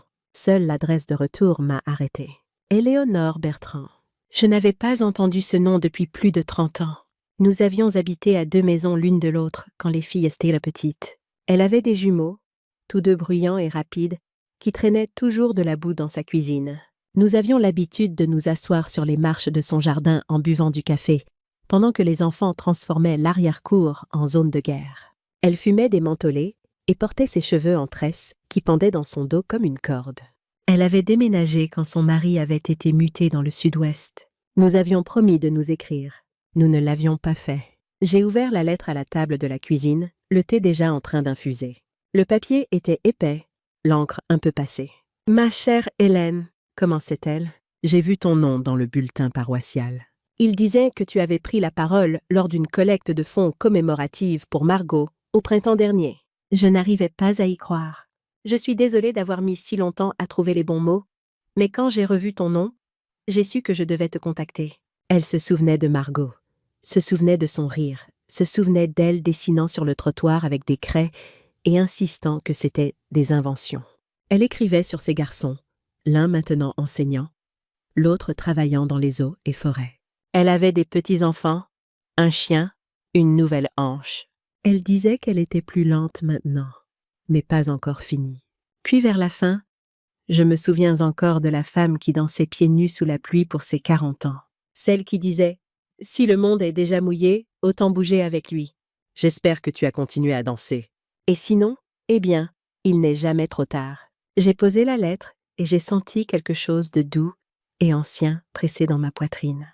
Pas de la tristesse, pas tout à fait de la nostalgie, juste de la reconnaissance. J'avais oublié cette femme. Ce n'était pas un fantasme ou une version de moi-même d'un rêve. Elle était réelle. Elle avait vécu ici autrefois, dans ce corps, avec ses mains. Et je l'avais enterrée sous des années de « le dîner est prêt ?» et « tu peux aller chercher les enfants ?» et « tu es juste trop sensible, maman. » Je me suis levée, j'ai traversé la cuisine et j'ai ouvert le tiroir où je gardais les vieux torchons. Tout au fond, bien plié, il y avait un CD que Camille m'avait gravé il y a des années. « Le jazz de mamie », écrit au marqueur argenté. Je ne savais même pas s'il marcherait encore, mais j'ai sorti la vieille chaîne stéréo, je l'ai dépoussiérée et j'ai essayé. Elle a crépité, puis a trouvé le signal. La voix de Nina Simone a rempli la pièce, basse et profonde, comme du miel qui tourne dans la cuillère. Je me suis tenue près de la fenêtre, les bras croisés, juste à écouter. Puis je me suis laissée balancer, juste un peu. Le parquet a craqué sous moi, et mes genoux n'ont pas aimé le mouvement, mais j'ai bougé quand même, en chaussettes, sans personne pour me regarder, sans représentation.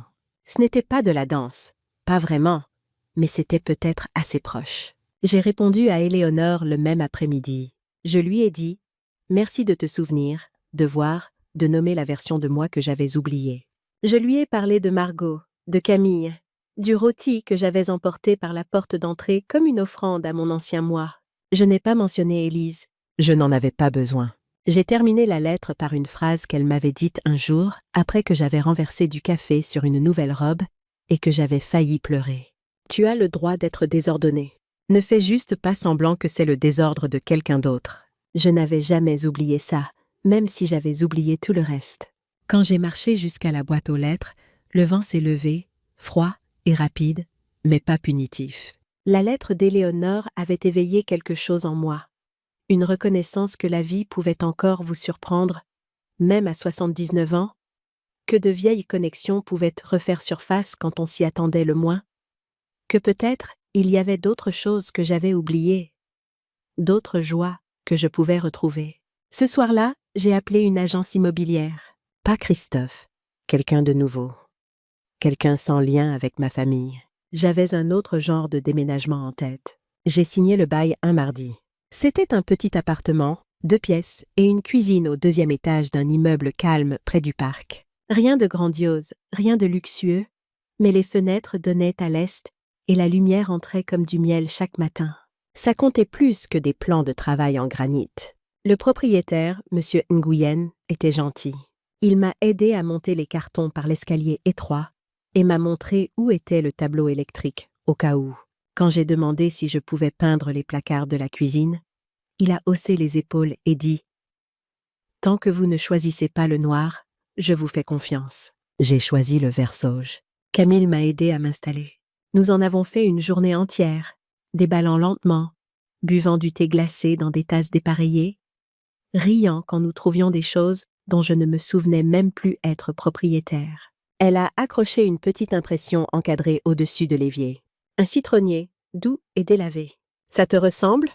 dit-elle. « Enraciné, mais qui pousse encore. » J'ai souri. C'est plus gentil que de se faire traiter de coriace. Nous avons passé l'après-midi à ranger les étagères. Les lettres de Margot sont allées dans une boîte en bois qui vivait maintenant sur la table de chevet, assez proche pour les toucher. Le soir venu, Camille a dû partir. Avant de le faire, elle a placé une plante, un rosier grimpant, sur le rebord de la fenêtre. « Toute femme a besoin d'une plante, » dit-elle. « C'est la preuve qu'on peut encore prendre soin de quelque chose. » Après son départ, je me suis assise sur le canapé et j'ai écouté le nouveau silence, différent du silence dans la maison d'Élise. Celui-ci ne pesait pas. Il accueillait. Il ne demandait rien. J'ai préparé un dîner simple. Des épinards sautés, un œuf à la coque, du pain grillé. Je l'ai mangé lentement, regardant les ombres grimper sur le mur d'en face. Personne n'a demandé pourquoi il n'y avait pas plus d'accompagnement. Personne n'a critiqué la mollesse du jaune. Le lendemain matin, j'ai rencontré ma voisine. Elle s'appelait Simone Dupont, 83 ans, et elle marchait avec une canne qui avait des autocollants floraux sur toute la tige. « Vous êtes la nouvelle », dit-elle en m'examinant comme une commerçante examine une nouvelle livraison. « Je suppose que oui. » Elle a hoché la tête vers ma porte. « Ne sortez pas les poubelles avant 17 heures. Ils nous trouveront, et la dame du 2B nourrit les écureuils, mais ne le dites pas à la gestion. » Je l'aime trop pour l'avoir expulsée. J'ai souri. « Merci pour l'avertissement. » Elle s'est penchée, baissant la voix. « Vous êtes divorcée ? » ?»« Non. »« Veuve ?» Elle a penché la tête. « Alors qu'est-ce qui vous amène ici ?» Je n'ai pas hésité. Je me suis souvenu que j'ai le droit de vivre selon mes propres termes. Ses lèvres ont tressailli. Eh bien, il était temps. Nous sommes restés dans le couloir à parler pendant 20 minutes d'arthrite, de vieux films et de quel marché avait les meilleurs produits. Elle me rappelait un peu moi-même, vive quand il le fallait, mais gentille en dessous. Une femme qui avait traversé plus qu'elle ne laissait paraître.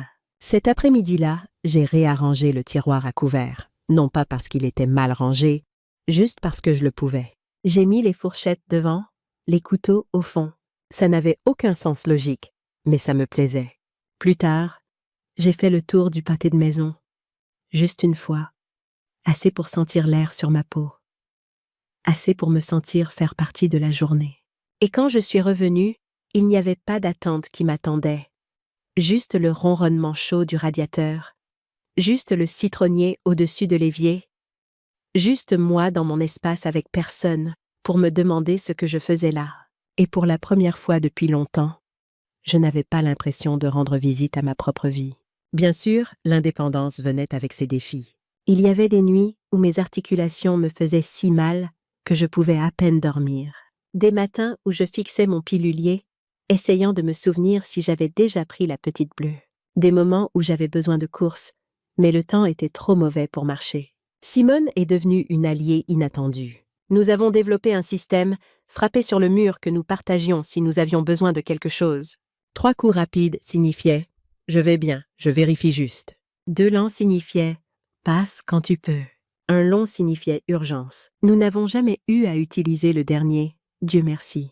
Mais savoir qu'il était là apportait du réconfort. Camille venait 2 fois par semaine, parfois plus. Elle apportait les courses, aidait avec la lessive, m'emmenait au rendez-vous chez le médecin, mais elle ne prenait jamais le contrôle, ne supposait jamais.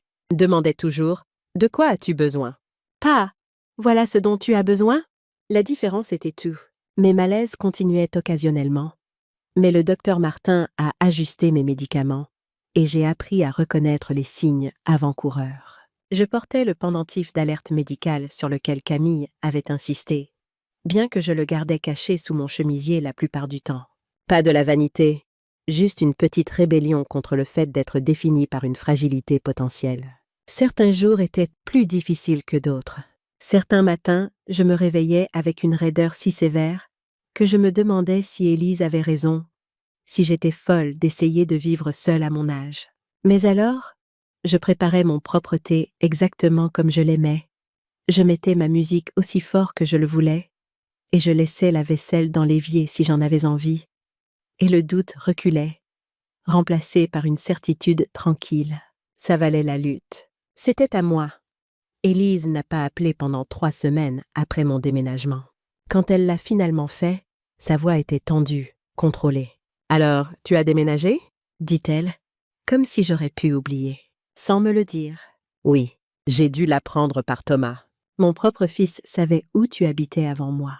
Je n'ai pas répondu à ça. Il n'y avait rien à dire qui n'aurait pas semblé offensant. « C'est vraiment nécessaire, maman ?» continua-t-elle. « Cette déclaration dramatique que tu fais, ce n'est pas une déclaration, Élise. C'est un choix. » « Un choix de quoi ? Vivre dans un petit appartement alors que tu pourrais avoir ta propre chambre chez nous ? Gérer tout toute seule alors que nous pourrions t'aider ? Je ne suis pas seule, ai-je dit. J'ai des amis. J'ai Camille. Je m'aime moi-même. Elle a fait un petit bruit frustré. C'est ridicule. Tu as eu un malaise sérieux le mois dernier. Qu'est-ce qui se passe si tu tombes et qu'il n'y a personne ? La même chose qui arrive à n'importe qui vit seul. J'utilise mon bouton d'alerte. J'appelle à l'aide. Et si tu ne peux pas ? Alors je fais face aux conséquences de mon choix, ai-je dit. Comme je l'ai fait toute ma vie. La ligne est restée silencieuse un moment, puis d'une voix plus douce. J'essaie de comprendre, maman. Vraiment. Mais on dirait que tu me punis pour avoir essayé de prendre soin de toi. Pour la première fois, j'ai entendu quelque chose de sincère dans son ton. Pas de la manipulation, pas du contrôle, une vraie blessure. Je ne te punis pas, Élise, ai-je dit gentiment. Je me choisis moi-même. Il y a une différence. Je peux au moins voir cet endroit ? M'assurer qu'il est convenable. J'ai hésité. Pas encore. J'ai besoin de temps pour m'installer, pour le faire mien, avant qu'il ne devienne un endroit que tu as évalué.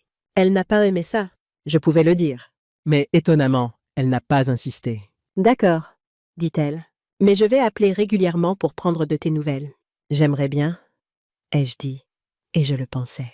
Après avoir raccroché, je me suis assise sur mon petit balcon, regardant le soir s'installer sur le parc de l'autre côté de la rue. Notre conversation avait été brève, guindée, mais c'était un début. Pas une réconciliation, Pas encore, mais une reconnaissance. Ça devrait suffire pour l'instant. Élise a tenu parole. Elle appelait chaque dimanche après-midi, précisément à 14 heures. Nos conversations étaient prudentes, tournant autour de la météo, des tournois de foot de Thomas, des dernières annonces de Christophe, ne touchant jamais au courant plus profond qui nous avait séparés, ne mentionnant jamais le trust, le testament, la procuration. C'était une paix fragile, mais une paix quand même. Puis est venue l'invitation, un dîner de famille chez Élise. « Juste nous, dit-elle. Toi, moi, Christophe, Thomas et Camille, si elle est libre. » J'ai été surprise par l'inclusion de Camille. Élise et sa nièce n'avaient jamais été particulièrement proches, leur relation tendue par l'ombre de l'absence de Margot. « Quelle est l'occasion ?»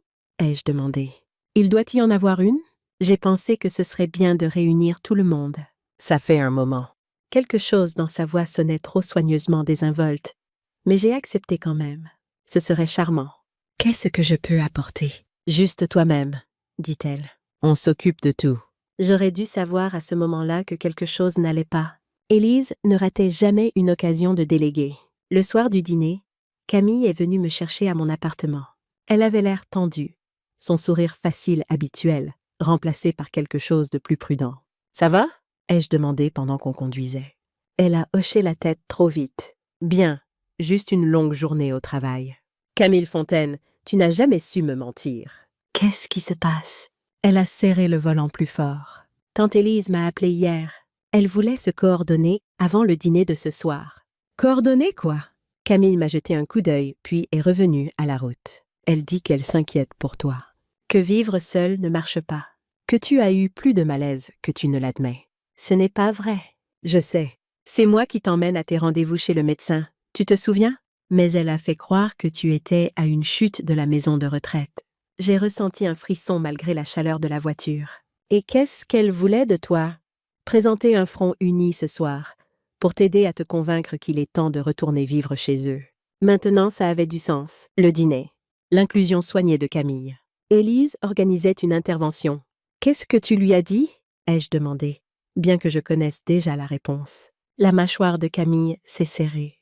Je lui ai dit que tu te débrouilles très bien toute seule, que tu as un réseau de soutien, que ton médecin est content de tes progrès et que je ne te pousserai jamais dans une situation de vie qui te rend malheureuse. Je parie que ça a bien passé. Elle a reniflé. À peu près comme tu t'y attendrais.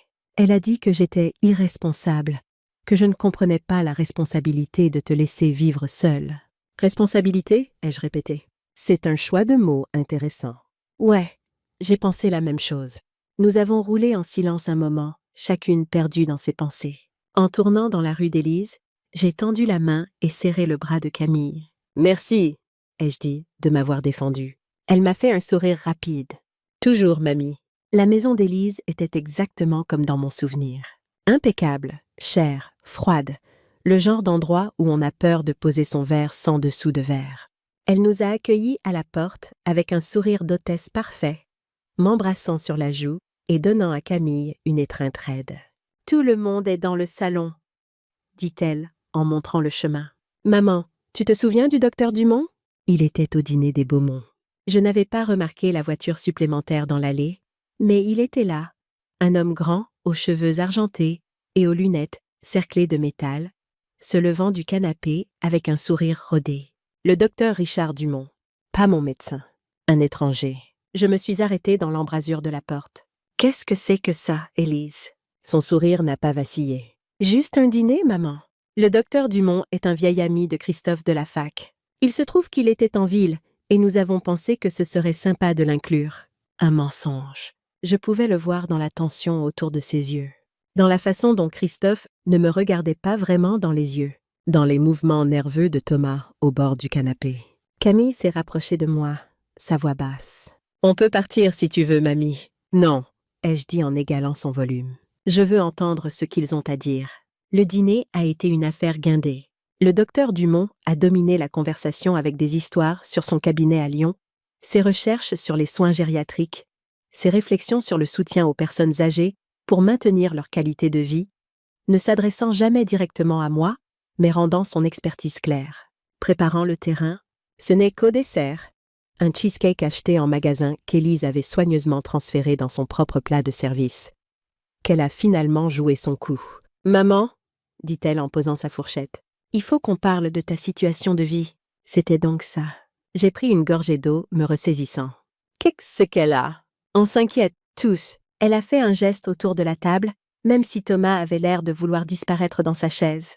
Vivre seul à ton âge, avec tes problèmes de santé, ce n'est juste pas sûr. Ma santé va bien, ai-je dit. Le docteur Martin le dit. Les généralistes ne sont pas des spécialistes, a interjectionné le docteur Dumont en douceur.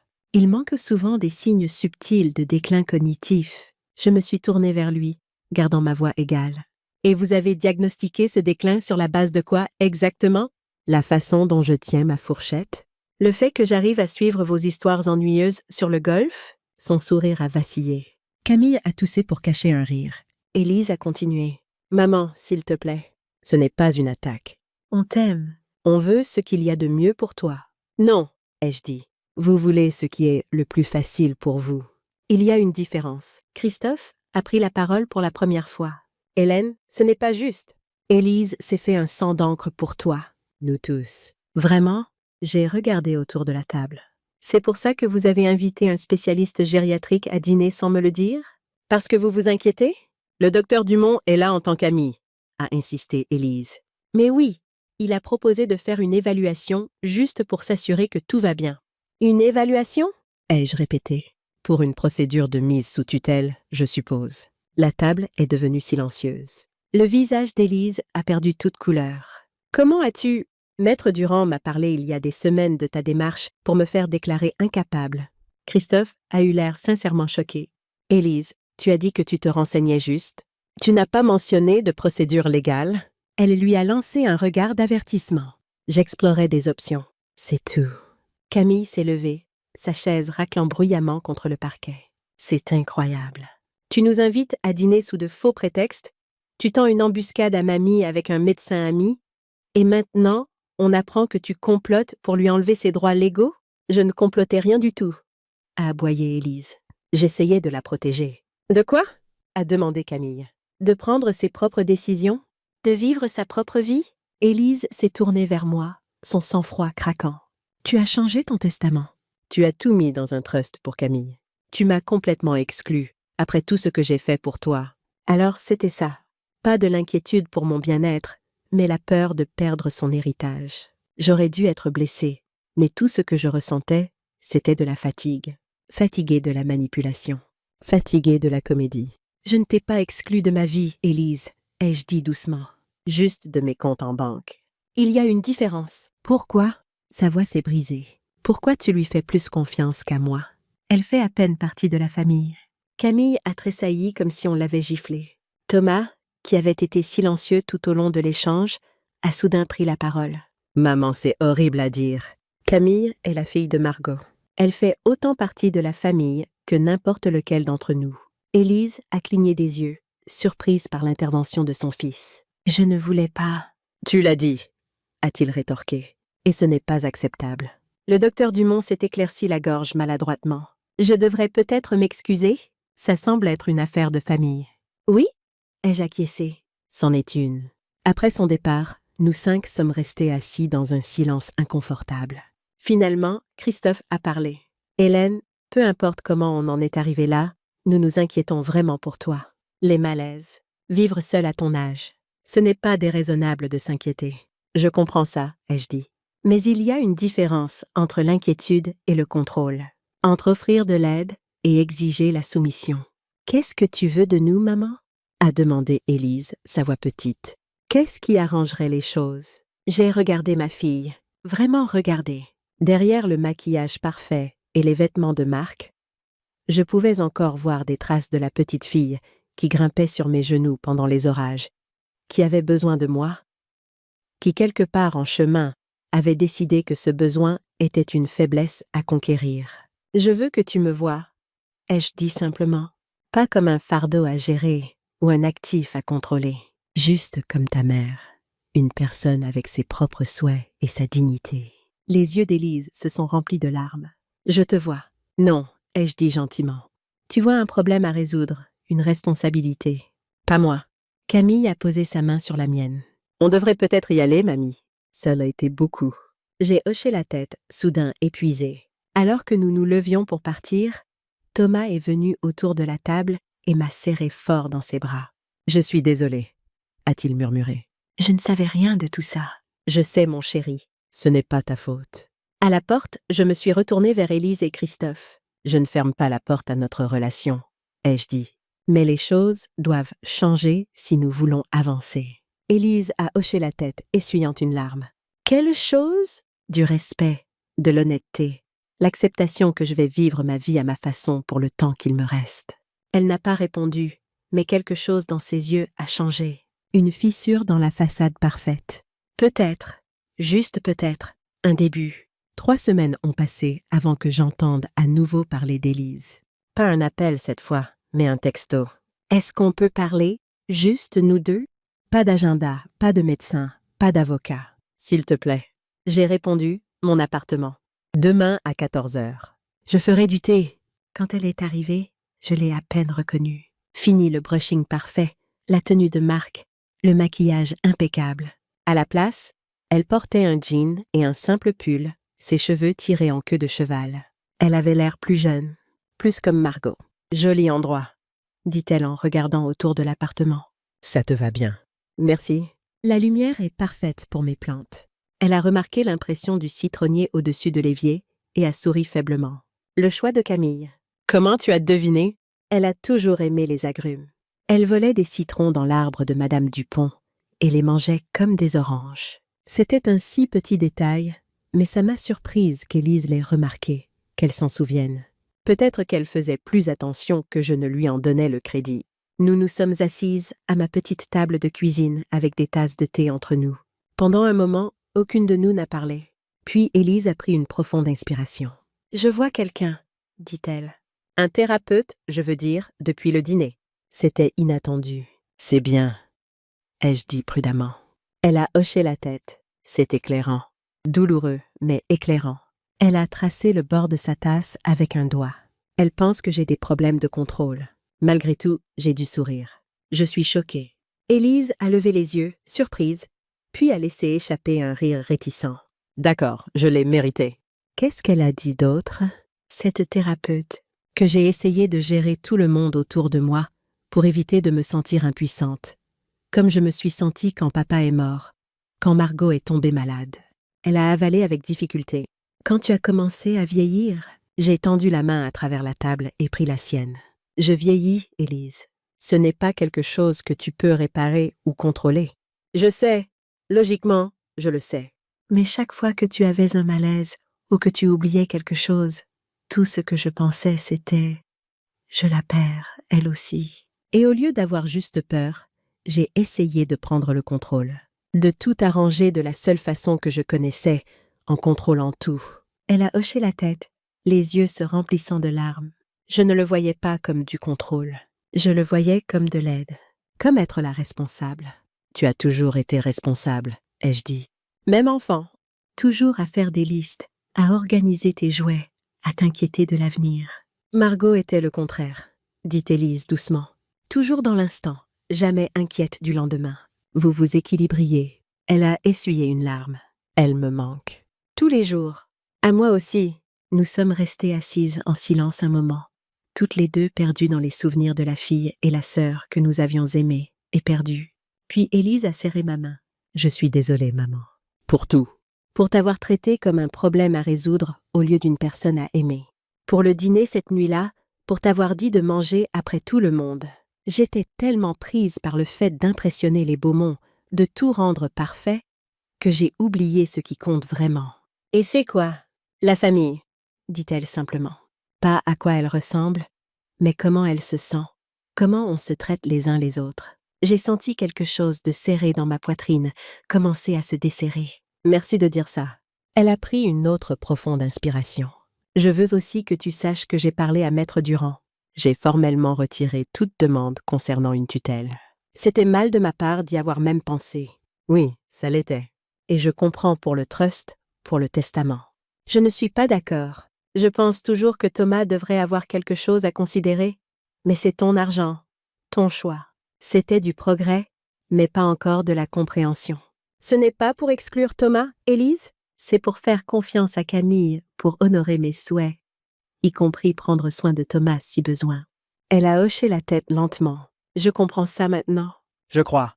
Elle a hésité, puis a ajouté « J'ai parlé à Camille aussi, j'essaie de reconstruire. » Comment ça se passe? Maladroitement, a-t-elle admis. Mais on essaie. Elle ressemble beaucoup à Margot. Oui. Élise a regardé autour de l'appartement à nouveau, ses yeux s'arrêtant sur les petits détails. Le tiroir à couverts réarrangé que j'avais laissé ouvert, la plante sur le rebord de la fenêtre, le CD de jazz à côté de la chaîne stéréo. « Tu as l'air heureuse ici, » dit-elle, semblant presque surprise. « Je le suis. Même avec les escaliers, tes genoux, je me débrouille, ai-je dit. Et quand je ne pourrai plus, je m'adapterai. C'est ça que veut dire l'indépendance, Élise. Pas tout faire toute seule, mais faire mes propres choix sur quand et comment accepter de l'aide. » Elle a absorbé ça, puis a hoché la tête. J'aimerais faire partie de cette aide. Quand tu le veux, si tu le veux. C'était une offre généreuse, humble, si différente de l'Élise d'il y a quelques mois. J'aimerais ça, ai-je dit. À certaines conditions. Dis-moi, tu demandes, tu ne dictes pas. Tu proposes, tu ne supposes pas. Et plus important, tu te souviens que m'aider ne te donne pas le droit de me contrôler. Elle a souri tristement. Ma thérapeute a dit presque exactement la même chose. Femme intelligente. Elle l'est. Élise a hésité, puis a demandé « Tu serais prête à la rencontrer un jour ?» Elle pense que des séances familiales pourraient nous aider à établir de meilleurs schémas. Il y a 1 mois, j'aurais vu ça comme une autre tentative de me mettre sous surveillance professionnelle. Maintenant, je voyais ce que c'était vraiment. Une branche d'olivier, une vraie tentative de faire mieux. « Je veux bien essayer, » ai-je dit. « Une séance et on verra. » Elle a souri, le soulagement inondant son visage. « Merci. » Alors qu'elle s'apprêtait à partir, elle s'est arrêtée à la porte. « Thomas demande de tes nouvelles. » Il veut venir te voir ton nouvel endroit. « Il est toujours le bienvenu, » ai-je dit. « Toi aussi, Élise, pas pour inspecter ou évaluer, juste pour rendre visite. » Comme de la famille. Elle a hoché la tête, les larmes menaçant à nouveau. J'aimerais ça. Après son départ, je me suis assise sur mon balcon avec une nouvelle tasse de thé, regardant le coucher de soleil peindre le ciel de teintes roses et dorées. La conversation avec Élise avait été un début, pas une fin. Nous avions des années de schémas à désapprendre, des limites à établir, une confiance à reconstruire. Mais pour la première fois depuis longtemps, je me sentais pleine d'espoir que nous pourrions retrouver notre chemin l'une vers l'autre. Pas comme aidante et assistée, mais comme mère et fille. 2 femmes avec leurs propres forces et leurs propres défauts, essayant de mieux s'aimer. 1 mois plus tard, j'ai organisé un petit dîner dans mon appartement. Rien de sophistiqué, juste de la soupe, du pain et une simple salade. Mais la table était mise avec mes assiettes à fleurs bleues, celles au bord ébréché qu'Élise détestait autrefois. Camille est arrivée la première, apportant une bouteille de vin et des fleurs fraîches. Thomas est venu ensuite, maladroit et dégingandé, se baissant pour éviter de se cogner la tête sur mon encadrement de porte-bas. Il m'a présenté un petit pot d'herbes aromatiques qu'il avait cultivé lui-même. Du basilic et du thym, déjà parfumés. Élise et Christophe sont arrivés en dernier. Elle avait l'air nerveuse, serrant une boîte de pâtisserie trop fort. Christophe semblait plus détendu que je ne l'avais vu depuis des années, son bras tranquille autour des épaules de sa femme. « J'ai apporté le dessert, » dit Élise en tendant la boîte. « De cet endroit près de la librairie, celui que tu as toujours aimé. » J'ai souri. J'aime toujours. L'appartement était petit pour 5 personnes. Nous nous cognions les coudes à table, nous passions les plats de main en main au lieu de les faire traverser des espaces vides. La conversation était hésitante au début, tout le monde trop conscient des endroits brisés que nous essayions de réparer. Mais alors Thomas a commencé à raconter une histoire sur la perruque de son professeur d'histoire, qui s'était envolée pendant un exercice incendie, et nous rions tous. Christophe a partagé des nouvelles sur une maison historique qu'il mettait en vente. Une avec une salle de bal comme celle où tu dansais, Hélène. Camille a parlé de son nouveau poste à la bibliothèque universitaire. Et Élise, étonnamment, n'a presque rien dit. Elle regardait juste, écoutait, souriait d'une façon qui atteignait ses yeux. Après le dîner, pendant que Christophe m'aidait à laver la vaisselle, son idée, pas celle d'Élise, J'ai jeté un coup d'œil dans le salon où Élise et Camille étaient assises ensemble sur le canapé, tête penchée sur un album photo. L'album de Margot. Je pouvais entendre leur rire tranquille. Voir le geste familier d'Élise repoussant une mèche de cheveux derrière son oreille, exactement comme Margot le faisait. « Elle essaie ?» dit Christophe en suivant mon regard. « Vraiment, je sais. Ça lui a fait du bien. »« À nous !» Il a frotté une casserole avec plus d'attention qu'elle n'en nécessitait. On était dans un mauvais endroit pendant un moment. Financièrement, émotionnellement.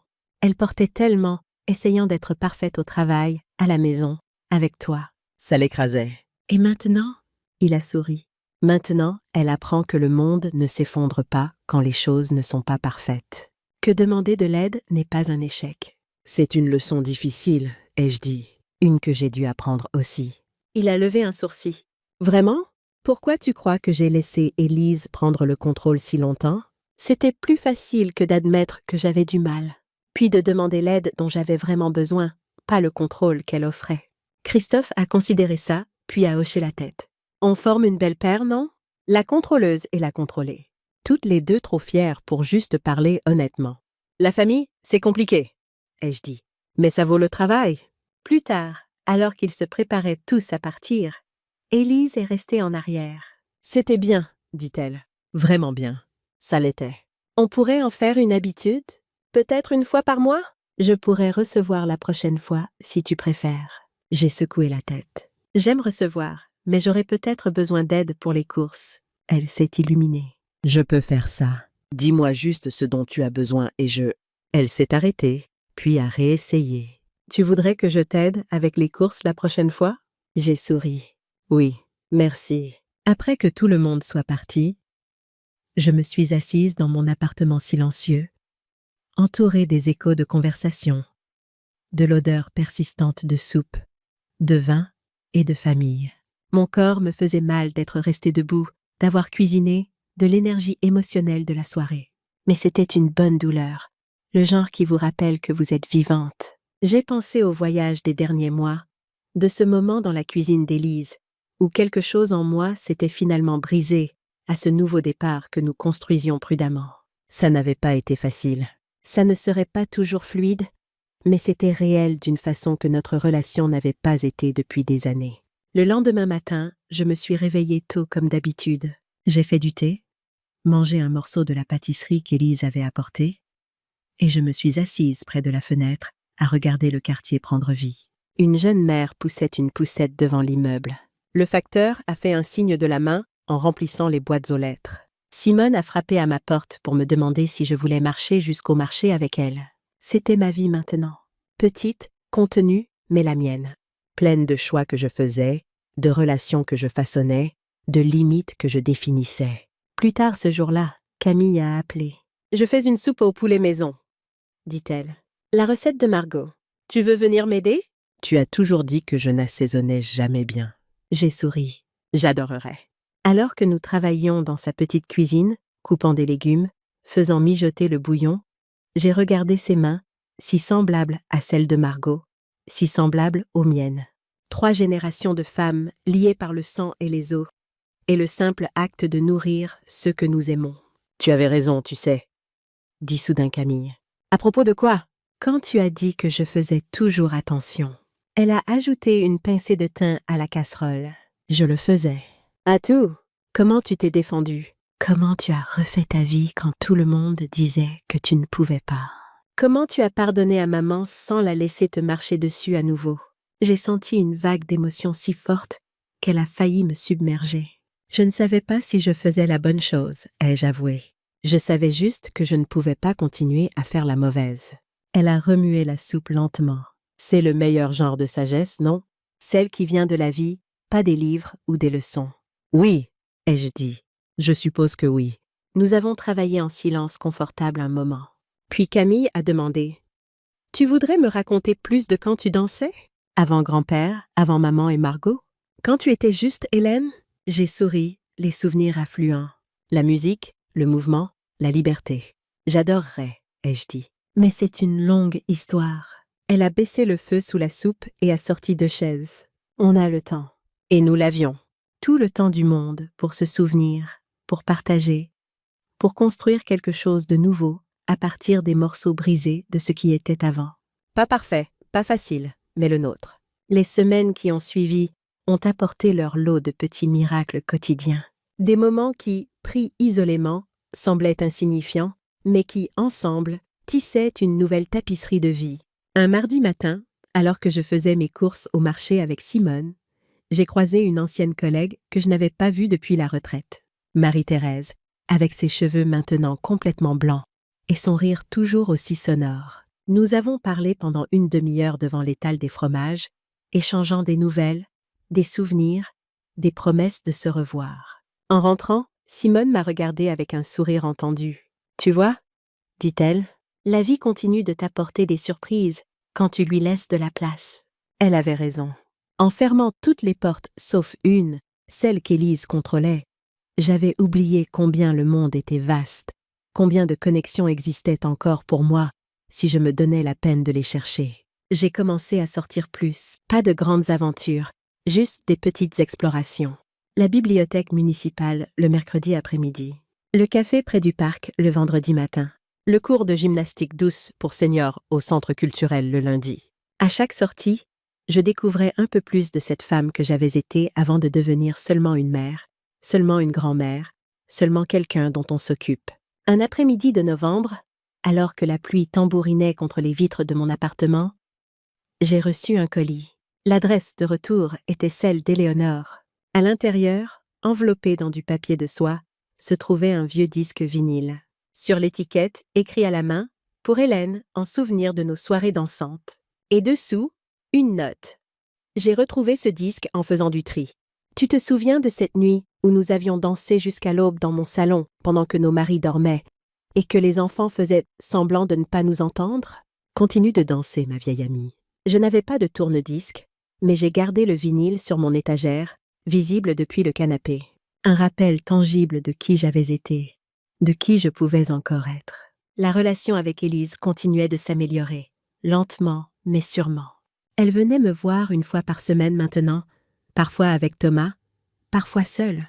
Nous avions appris à parler autrement, à écouter vraiment au lieu d'attendre notre tour pour parler. Un dimanche, elle m'a emmené voir la maison où elle avait grandi, celle que j'avais vendue il y a des années quand j'avais déménagé chez elle. Les nouveaux propriétaires avaient refait le jardin, ajouté une véranda, peint les volets en bleu au lieu du vert que j'avais toujours aimé. Mais l'érable était toujours là, plus grand maintenant, ses branches touchant presque le toit. « Tu te souviens du jour où Margot est tombée de cet arbre ?» a demandé Élise, les yeux fixés sur les branches. Elle avait essayé de grimper jusqu'en haut pour voir si elle pouvait apercevoir la mer. J'ai ri. Elle avait 7 ans. Elle était convaincue que si elle montait assez haut, elle verrait l'océan. Même quand papa lui a expliqué que la mer était à des centaines de kilomètres. Elle a toujours eu cette capacité de croire en l'impossible, dit Élise doucement. Moi, je ne croyais qu'en ce que je pouvais voir, toucher, contrôler. C'est pour ça que je suis devenue directrice marketing, je suppose. Et moi, pourquoi je me suis laissée effacer? Nous sommes restées silencieuses un moment, chacune perdue dans ses pensées. Puis Élise a pris ma main. « Je suis désolée, maman. »« Pour tout !» Pour les années où j'ai pensé que t'aider signifiait te diriger. Pour n'avoir pas vu la différence. Je sais, ma chérie. Et je suis désolée aussi, d'avoir laissé faire, d'avoir renoncé à me battre pour moi-même. Elle m'a regardée, surprise. Tu n'as rien à te faire pardonner. Bien sûr que si. J'ai accepté le rôle que tu m'attribuais parce que c'était plus facile que de m'opposer. C'était plus simple de te laisser décider que de supporter le conflit. Nous sommes toutes les deux responsables de ce qui s'est passé. Elle a hoché la tête lentement, absorbant mes paroles. Puis, d'une voix plus légère, « Tu sais ce que ma thérapeute dit ? Que la culpabilité est un mauvais carburant pour le changement. Qu'il vaut mieux se concentrer sur ce qu'on veut construire plutôt que sur ce qu'on a détruit. » Elle a l'air sage, cette thérapeute. Elle l'est.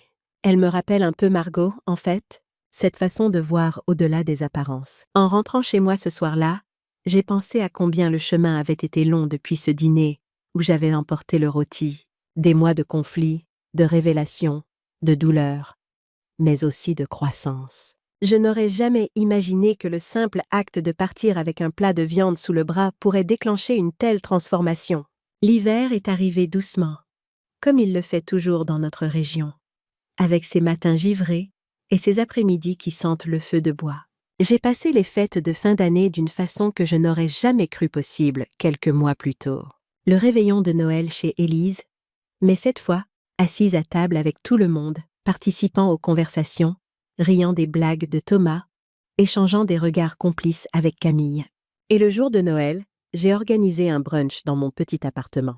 Simone est venue, avec son chien minuscule qui s'est immédiatement endormi sur le canapé.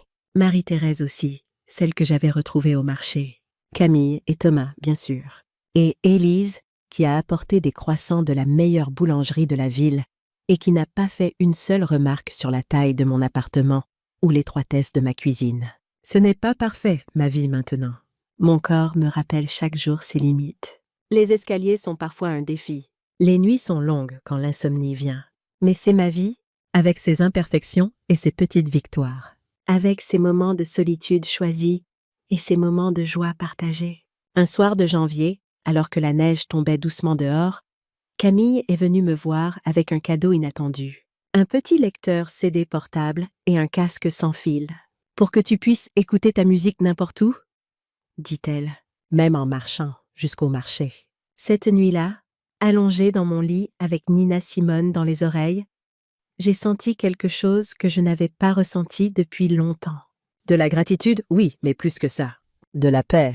Pas l'absence de problèmes ou de soucis, mais une acceptation profonde de ce qui était, de ce qui avait été, et de ce qui pouvait encore être. Le printemps est arrivé avec son cortège de fleurs et de promesses. J'ai commencé à préparer mon petit balcon pour accueillir des plantes, des herbes aromatiques comme celles que Thomas m'avait offertes, des géraniums comme ceux que ma mère cultivait quand j'étais enfant. Simone m'a aidé à choisir les pots au marché aux fleurs, me donnant des conseils avec l'assurance de quelqu'un qui a vu pousser des milliers de plantes dans sa vie. Un dimanche matin d'avril, alors que j'arrosais mes nouvelles acquisitions, mon téléphone a sonné. C'était Élise. « Maman ?» dit-elle, sa voix différente, plus légère que d'habitude. « Je voulais te demander quelque chose. Je t'écoute. Tu sais, cette salle de bal dont Christophe a parlé au dîner? Celle de la maison historique qu'il vendait? Oui, je m'en souviens. Eh bien, ils organisent une soirée de gala avant la vente finale. Une soirée dansante. Et je me demandais si tu voudrais y aller?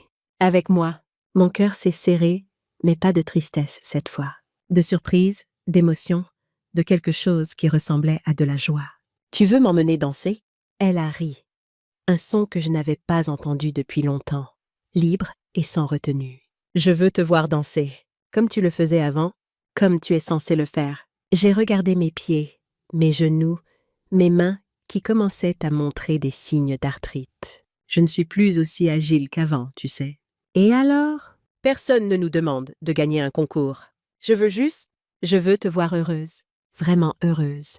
Comme dans les histoires que tu racontais à Camille sur tes années de danse. Les larmes me sont montées aux yeux, mais c'était des larmes douces, pas de celles qui brûlent.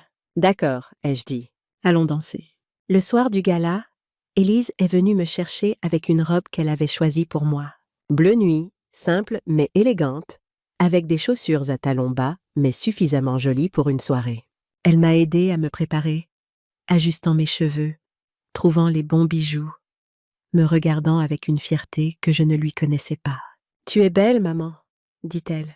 La salle de bal était exactement comme je l'avais imaginé. Des plafonds hauts, ornés de moulures dorées, des lustres en cristal qui faisaient danser la lumière, un parquet ciré qui brillait sous les pieds des invités. L'orchestre jouait du swing, du jazz, des morceaux que je connaissais par cœur depuis des décennies. Je n'ai pas beaucoup dansé, pas comme avant.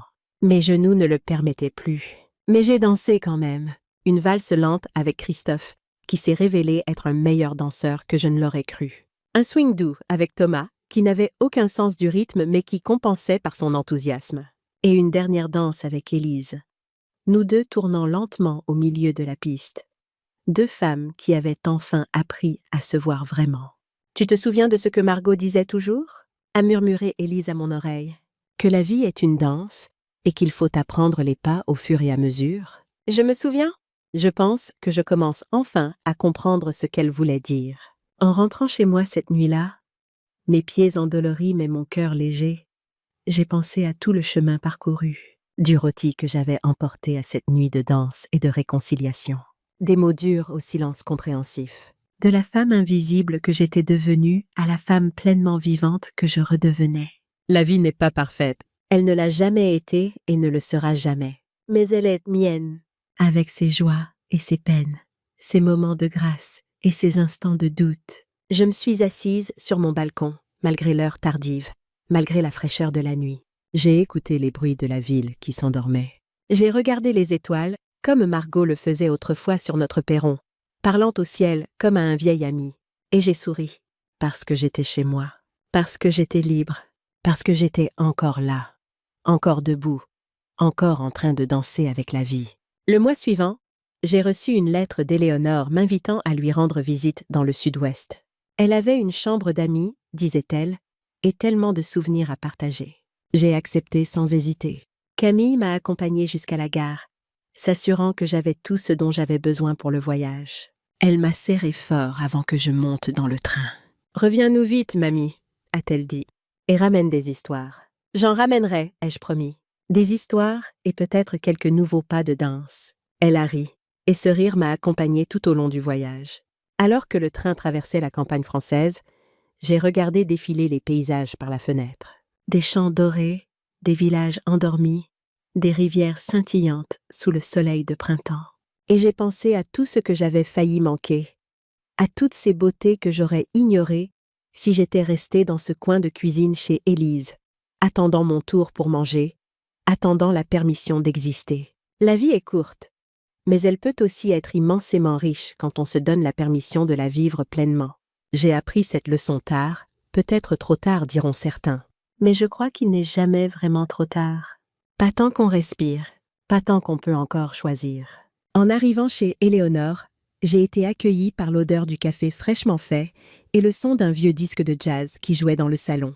Elle était là, sur le perron, plus vieille, bien sûr, mais avec le même sourire malicieux que dans mes souvenirs. « Hélène », a-t-elle dit en m'embrassant. « Enfin. » Nous avons passé une semaine ensemble à parler du passé et du présent, à rire de nos erreurs et à célébrer nos victoires.